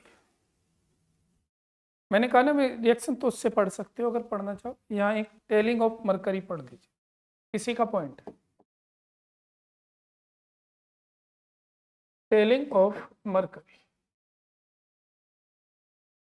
टेल जानते हो, मरकरी में भी टेल लग जाती है। कैसे लगती है, सुन लीजिए, जब मरकरी की रिएक्शन हम ओजोन से कराते हैं तो सुन लीजिए होगा क्या। मरकरी ओजोन से जब रिएक्शन करती है तो ये Hg2O बना देता है, और ये जो स्पीसीज होती है Hg2O, समझ लो भाई जरा, ये बना देता है Hg2O। ये Hg2O मरकरी में डिजोल्व होकर बिल्कुल सेम जैसे कि टेल होती है, पूंछ जैसा, ऐसा दिखता है। तो यानी कि मरकरी जो मोबाइल कंडीशन में है, अब उसके साथ ये कंपाउंड जुड़ गया, और ये बिल्कुल ऐसा लगता है जैसे टेल लगी मरकरी मॉलिक्यूल्स पर। मान लीजिए कोई ये मरकरी मॉलिक्यूल्स, मरकरी चल रहा है, और उस पर ये Hg2O यहाँ ऐसे जुड़ जाए, तो ऐसे लगेगा जैसे कि कोई पूंछ इसके साथ जुड़। तो इसी को टेलिंग ऑफ मरकरी कहते हैं। 2 लाइनें लिख लीजिए। Pure mercury is a mobile liquid, pure mercury is a mobile liquid, but when it reacts with ozone,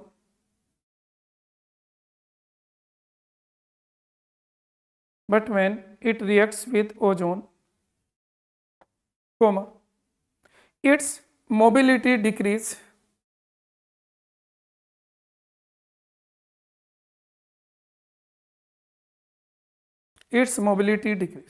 यानी कि मोबाइल करना बंद कर देता है। ऐसा क्यों? तो मैंने क्या बताया, इसका मान लीजिए मरकरी का मोलिक्यूल्स है और इस पे यहाँ एक टेल सी आ जाए या यहाँ एक टेल आ जाए तो क्या हो जाएगा, जैसे टेल होती है इस टाइप से, तो अब ये मूविंग नहीं कर पाएगा। पहले स्फेरिकल था, मूव कर रहा था, अब मूव नहीं कर पाएगा। इसी को हम क्या कह रहे हैं, टेलिंग ऑफ मरकरी। तो लिखिए आगे, इट्स मोबिलिटी डिक्रीज एंड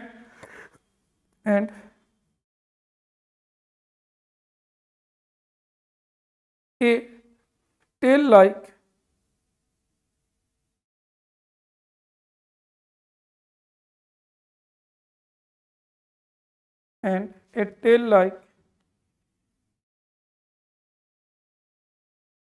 या ऐसे लिखो, एंड टेल लाइक हटा दो, and it starts sticking to glass surface, ऐसे कर दो, and it starts sticking to glass surface,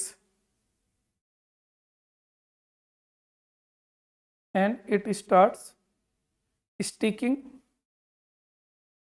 to glass surface, forming a type of tail,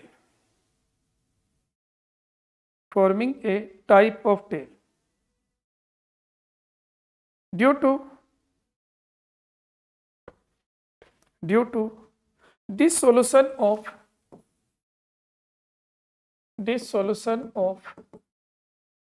Hg2O in mercury. मतलब हुआ ये पूरा प्रोसेस, सुनो देखो कैसा आपको ये दिखाई दे। मान लीजिए कोई ग्लास की प्लेट है, इस पे आपने मरकरी डाला है, आपको पता है ये नॉन स्टिक होता है, ये क्या करेगा बोलो, सीधा चलेगा। अगर मुंह करने लगे, ग्लास थोड़ा सा टेपर में हो तो ये आगे बढ़ जाएगा, पता है। लेकिन अगर हमने वहां इसकी रिएक्शन ओजोन से करा दी तो ओजोन के साथ ये बन जाएगा, और ये क्या करता है, ये स्टिक इन नेचर होता है। तो जैसे ये यहाँ इससे मरकरी यहाँ ग्लास से चिपके आएगा तो ये चिपकेगा, और जब ये चिपकेगा तो ये मान लीजिए पार्टिकल पूरा हटेगा तो यहाँ ऐसा लगेगा जैसे पीछे कोई टेल रहेगी इसकी, मतलब कुछ पार्ट उसका चिपकने लगता है, और जो पार्ट चिपकता है तो वो बाद में मूव करता है। पूरा का पूरा मॉलिक्यूल आगे चल रहा है तो वो जो चिपका हुआ पार्ट है वो बाद में छूटता है। जैसे सीधा सा आपने देखा होगा कि कहीं कोई, ये कह सकते हैं रबड़ वगैरह की कोई बॉल सी हो या कुछ क्ले वगैरह जो आते हैं उनमें, कि वो चिपका हुआ है, अगर उसे खींचेंगे तो पीछे से बाद में हट के छुट के आएगा।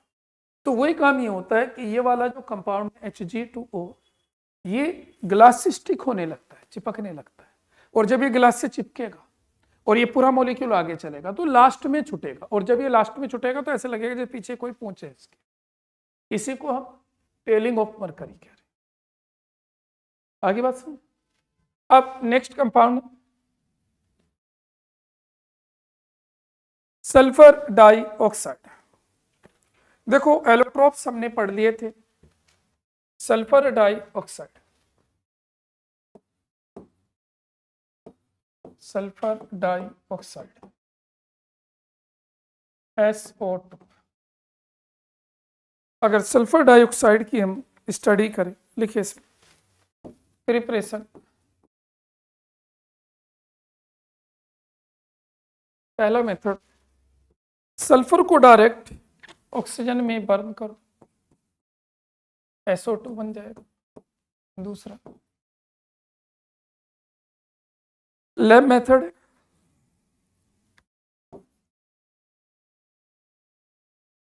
क्या है सुन लीजिए। अगर कोई भी हमारे पास सल्फाइड हो, इसी सल्फाइड को SO3 2 नेगेटिव सल्फाइड इसको H2SO4 के साथ रिएक्शन करा दो। HN कहाँ से है? Dilute sulphuric acid.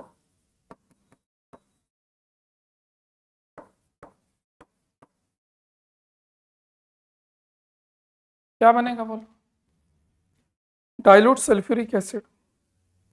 इससे बन जाएगा H2O प्लस SO2। तीसरा है लार्ज स्केल पर,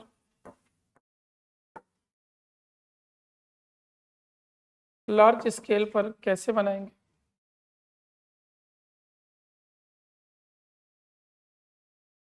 आयरन पायराइड को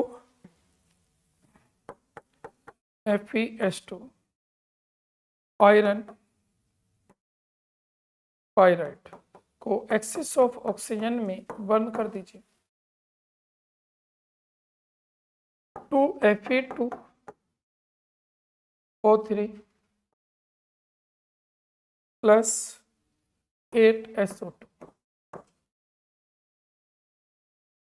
नेक्स्ट है प्रॉपर्टीज।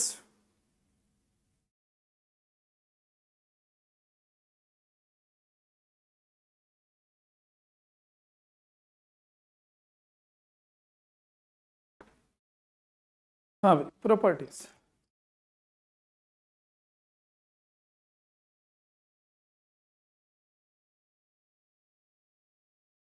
लिखिए जरा प्रॉपर्टीज में पहली properties.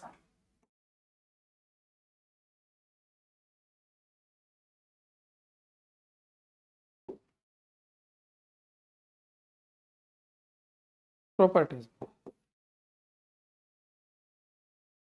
SO2 is a colorless gas with pungent smell. SO2 is a colorless gas with pungent smell. With pungent smell. आगे लिखिए एक लाइन और। It is stored in steel cylinder. It is stored in steel cylinder. It is stored in steel cylinder. Steel के cylinder में हम इनको store करते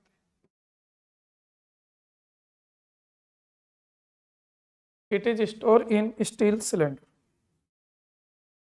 Next, second point.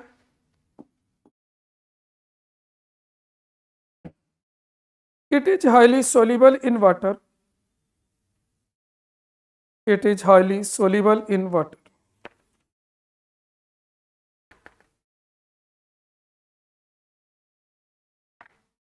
And for sulphurous acid, यानी कि जब वाटर से रिएक्शन करेगा तो सल्फ्यूरस एसिड बनता है।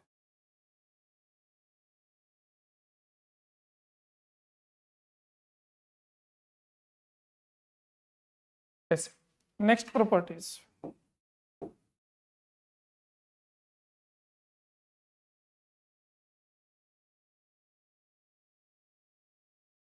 लिखो। It reacts with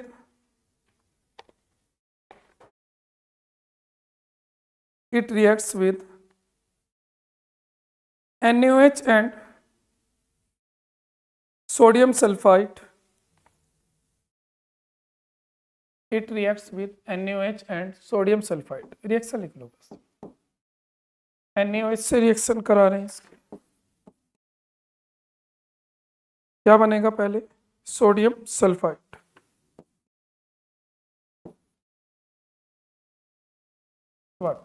फिर sodium sulphide, sodium sulphide plus water. फिर सोडियम सल्फाइड फिर रिएक्शन करेगा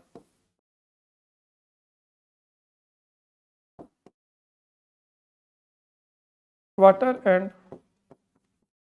SO2। अब बनेगा सोडियम हाइड्रोजन सल्फाइड। ये दें तो चाहे NaOH से कराओ या सोडियम सल्फाइड से, सोडियम हाइड्रोजन सल्फाइड बन जाता है।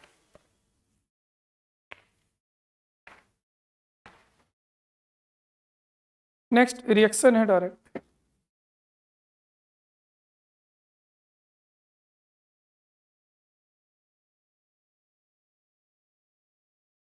फोर्थ में SO2 की रिएक्शन Cl2 से करा रहे, SO2 Cl2 बनता है, ये है सल्फ्यूरिल क्लोराइड। कोई बच्चा इसका यूज बता सकता है जिसने ऑर्गेनिक केमिस्ट्री पढ़ रखी हो? ऑर्गेनिक केमिस्ट्री में इसका यूज हुआ था? नहीं, वो थायनिल क्लोराइड होता है SOCl2। ये सल्फ्यूरिल क्लोराइड जब भी कभी ऑर्गेनिक केमिस्ट्री में आ जाए, ये बेंजाइलिक और एलाइलिक सब्स्टिट्यूशन कराता है। बेंजाइलिक और एलाइलिक पे से H हटता है और वहां Cl आ जाता है। हाँ, नेक्स्ट है SO2 की रिएक्शन O2 से कराए V2O5 के साथ 2SO3 बन जाएगा। लास्ट है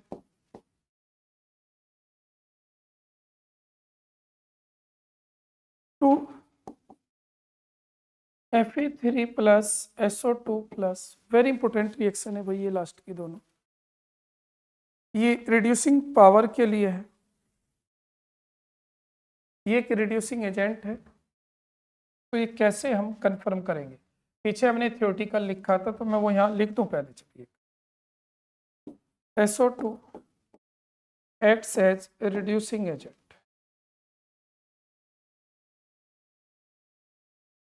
फॉर एग्जाम्पल लिख रहे हैं, ये Fe3 को इसमें बदल देता है Fe2 में।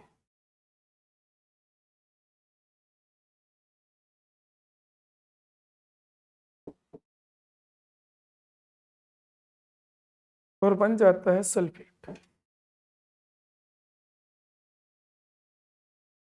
मेन और इंपॉर्टेंट रिएक्शन है मुझे, ये इसकी रिड्यूसिंग पावर के लिए।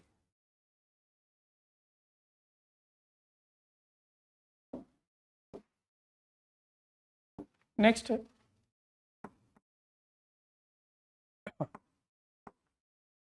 5SO2 plus 2MnO4 negative plus 2H2O, इससे बनता है 5SO4 और 2Mn2 पॉजिटिव प्लस 4HN। ये जो लास्ट वाली रिएक्शन है, KMnO4 का कलर होता है पर्पल, ये डिटेक्शन ऑफ SO2 में भी यूज होती है। This reaction is used in detection of, this reaction is used in detection of, this reaction is used in detection of SO2 gas। This reaction is used in detection of SO2 gas। ये SO2 gas के detection में भी use की जाती है। ध्यान, ये क्या करता है, ये पर्पल कलर होता है वो कलरलेस हो जाता है, कलर को चेंज कर देता है। KMnO4 वाली रिएक्शन। नेक्स्ट है इसके बाद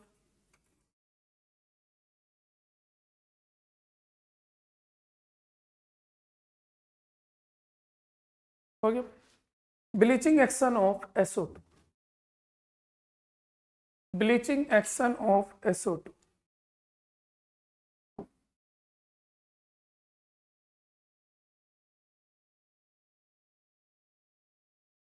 एक्शन ऑफ SO2। अगर SO2 का ब्लीचिंग एक्शन देखें तो लिख लीजिए, इसका ब्लीचिंग एक्शन कैसा होता है आपको बताया भी था। SO2 और वाटर की रिएक्शन से बनता है H2SO4 और नेसेंट हाइड्रोजन, और ये कलर वेजिटेबल्स को,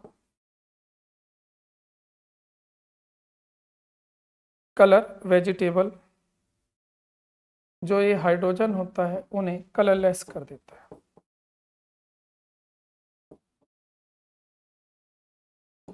लेकिन ये प्रोसेस कैसा होता है बोल, टेम्परेरी। तो लिख सकते हो इसमें bleaching action of SO2।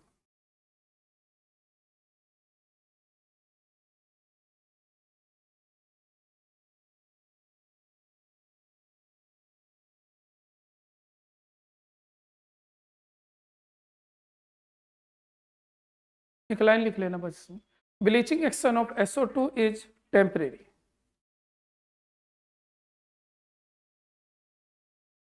Bleaching action of SO2 is temporary.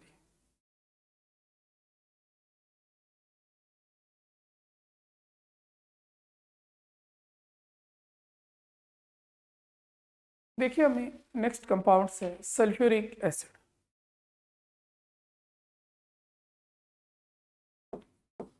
Last compound है इस ग्रुप का acid H2SO4 sulphuric acid. Sulphuric acid का प्रिपरेशन का मेथड की अगर हम बात करें तो यहाँ प्रिपरेशन है इसका contact process, preparation bye contact process. सिर्फ एक ही मेथड दे रखा है, उसी पे आपको ध्यान देना। कॉन्टैक्ट प्रोसेस में होता क्या, तो इसमें जो स्टेप्स होते हैं, सबसे पहले हम लिख लो बर्निंग ऑफ, सबसे पहले क्या करते हैं, बर्निंग ऑफ सल्फर या सल्फाइड ऑयल। सबसे पहला काम सल्फर या सल्फाइड और को हम बर्न करते हैं।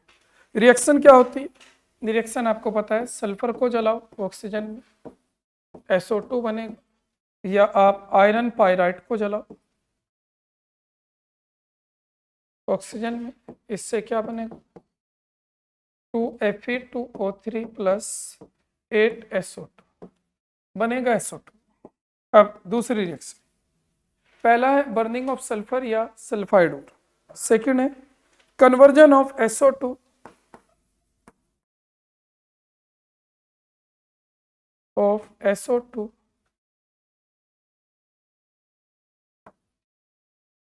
into conversion of SO2 into SO3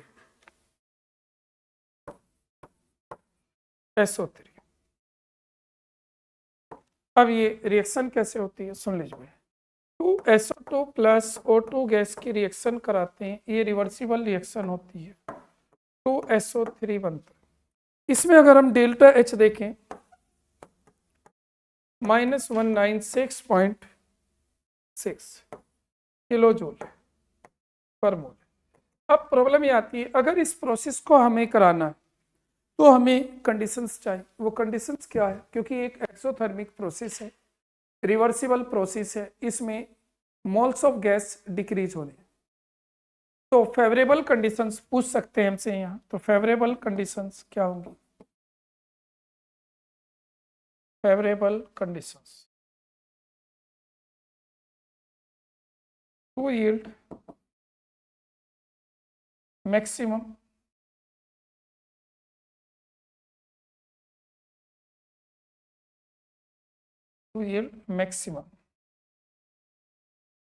SO3।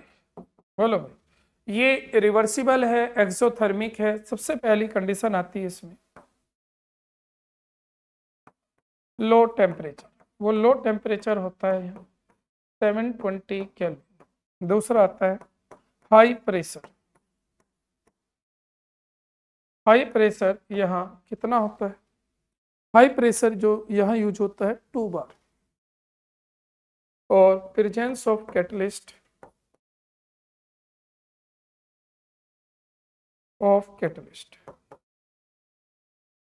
Catalyst use करते हैं वेनेडियम पेंटाऑक्साइड। अब SO3 बना, अब SO3 में सुन लीजिए भाई, SO3 में हम डायरेक्ट वाटर मिला सकते हैं और वाटर मिलते ही H2SO4 बन जाएगा, लेकिन हम ऐसा नहीं करते। हम क्या करते हैं, step third, absorption of SO3 gas in H2SO4 solution। H2SO4 बना रहे हैं और H2SO4 में ही SO3 को मिलाते हैं, तो SO3 गैस H2SO4 से मिलती है और बन जाता है H2S2O7, जिसे बोलते हैं हम ओलियम। याद हो आपको, ओलियम स्ट्रेंथ में मैंने टॉपिक भी डिस्कस किया था। अब इसके बाद फोर्थ स्टेप होता है adding of water, adding of water in oleum to obtain H2SO4। H2SO4 obtain कर लेते। अब एक कंसेप्चुअल प्रॉब्लम है यहाँ कि अगर हम डायरेक्ट ही वाटर मिला देते तो क्या प्रॉब्लम आती। करना तो हमें वाटर ही मिलाना है, लेकिन हम पहले सल्फ्यूरिक एसिड मिलाते हैं फिर ये मिलाते हैं। तो इसका रीजन ये होता है, अगर SO2 में SO3 में अगर डायरेक्ट वाटर मिलाते हैं तो ये हाईली एक्सोथर्मिक प्रोसेस होती है। सल्फ्यूरिक एसिड की वेपर्स बनती हैं जिन्हें कंडेंस नहीं किया जा सकता। तो याद रखना, direct adding of water in SO3, vapours of sulphuric acid is form which are not condense easily, उन्हें कंडेंस नहीं कर सकते, ये ध्यान रखना। तो अलग से नोट करके लिख लीजिए। तो सल्फ्यूरिक एसिड का तो पूरा प्रोसेस हो गया, ये अलग से पॉइंट लिखिए जो बोल रहा हूं मैं।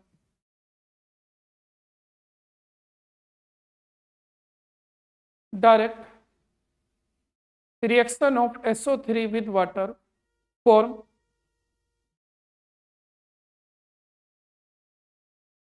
direct reaction of SO3 with water, direct reaction of SO3 with water form vapors of sulfuric acid, forms vapors of sulfuric acid,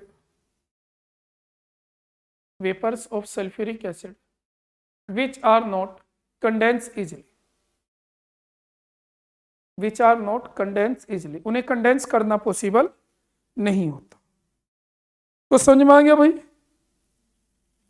contact process के स्टेप्स। अब आती है इसकी प्रॉपर्टीज। लिखिए, हेडिंग लिखिए प्रॉपर्टीज।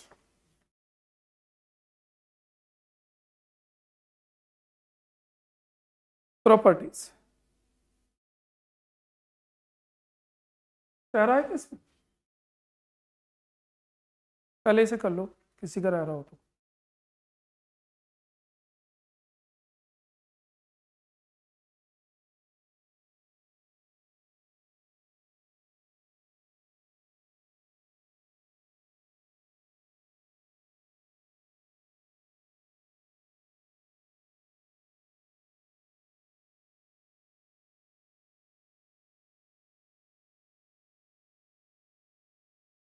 हो चुका, लिखिए प्रॉपर्टीज। पहला point, sulphuric acid is a colourless, dense and oily liquid.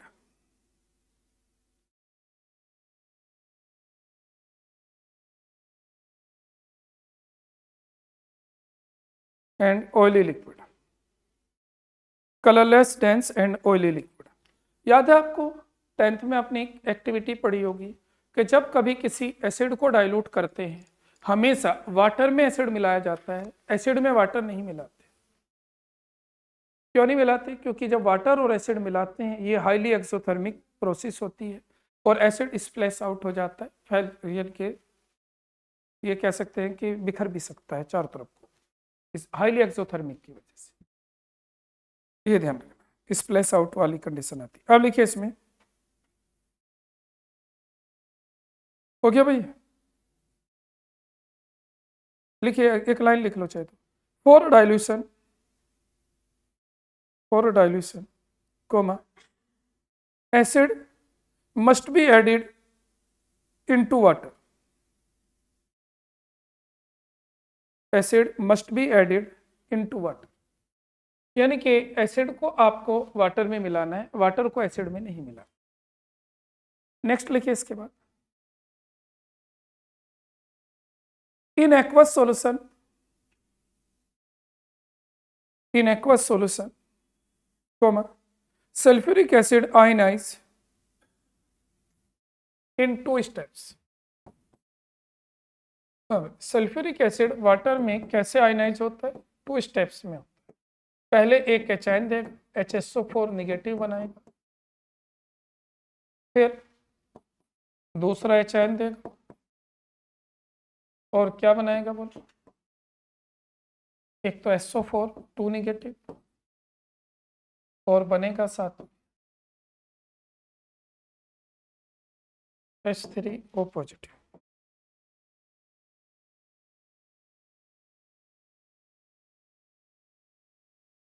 यहाँ जो पहला कांस्टेंट होता है इसे Ka1 और इसे Ka2 कहते हैं। अगर हम इसका फर्स्ट डिसोसिएशन कांस्टेंट की बात करें तो वो बहुत ही ज़्यादा होता है, वेरी लार्ज, ग्रेटर देन 10 होता है, और Ka2 जो होता है ये 1.2 इंटू 10 की पावर -2। क्या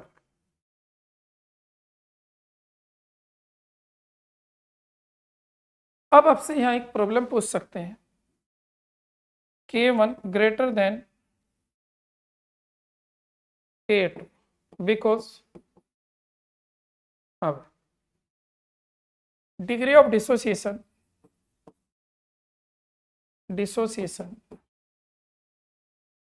of H2SO4 is greater than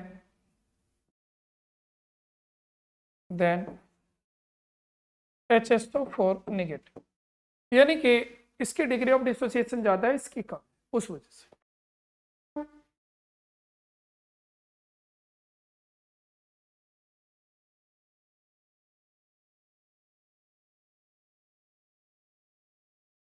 next point लिखिए,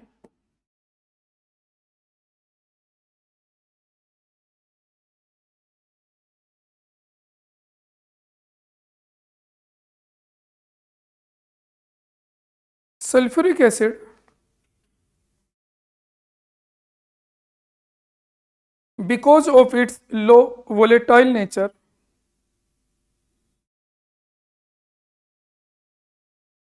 sulfuric acid because of its low volatile nature because of its low volatile nature because of its low volatile nature comma can be used to form more volatile acid can be used to form more volatile acid। कैसे समझ लो भाई जरा, hair M क्या है और X क्या है? M तो है यहाँ मेटल और X होता है क्लोरीन और नाइट्रेट। क्या होगा? H2SO4 इनसे रिएक्शन करेगा, खुद तो सॉल्ट बनाएगा और HX अलग हो जाएगा, बस और कुछ। ये मोर वोलेटाइल एसिड होते हैं।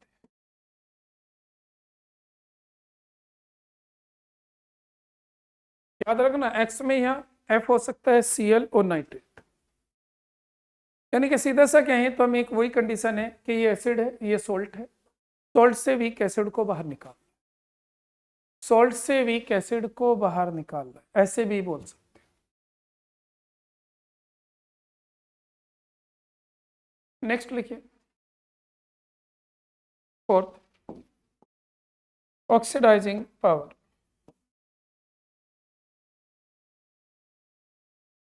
लिखना जरूर, H2SO4 एक स्ट्रॉन्ग ऑक्सीडाइजिंग एजेंट है। ये क्या करता है? ये कॉपर को ऑक्सीडाइज कर देता है, कार्बन को ऑक्सीडाइज कर देता है, और तीसरी कंडीशन, तीन ही रिएक्शन दे रखी है, सल्फर को ऑक्सीडाइज कर देता है।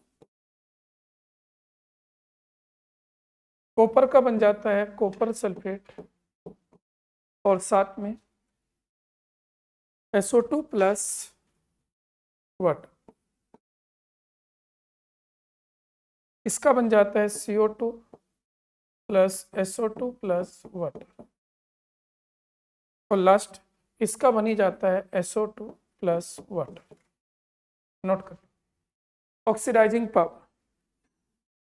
तो जिस रिएक्शन में ये SO2 बनाएगा, याद रखना है, वो इसकी ऑक्सीडाइजिंग पावर।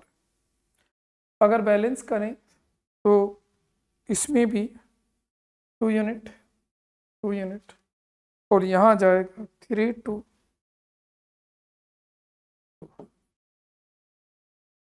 2 2। नोट करना।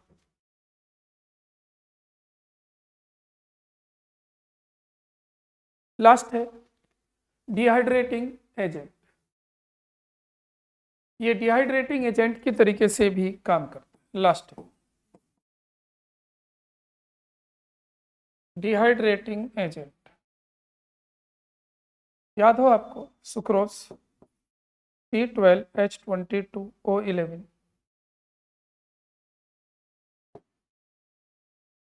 सुक्रोज, जब हम इसमें कंसंट्रेट H2SO4 मिलाते हैं,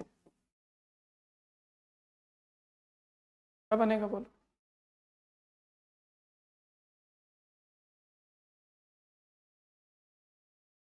बोलो, पीछे बताया था 12C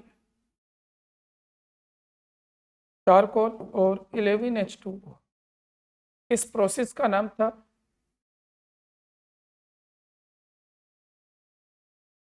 ऑफ शुगर।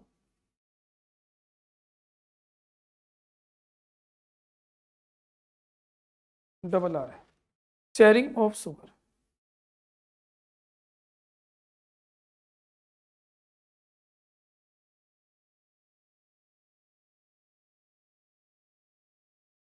ये ध्यान रखना है, जब ये ऑक्सीडाइजिंग पावर की बात करते हैं तो इसमें hot and concentrate H2SO4 use होता है, बस ये ध्यान।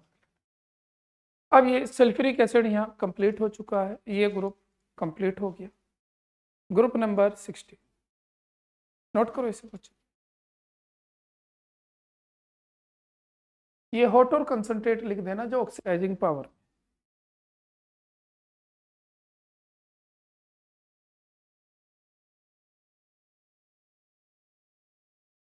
अब हमें नेक्स्ट ग्रुप पढ़ना है। नेक्स्ट ग्रुप है हैलोजेंस। कोशिश करें उसकी ज़्यादा से ज़्यादा प्रॉपर्टीज हो जाए।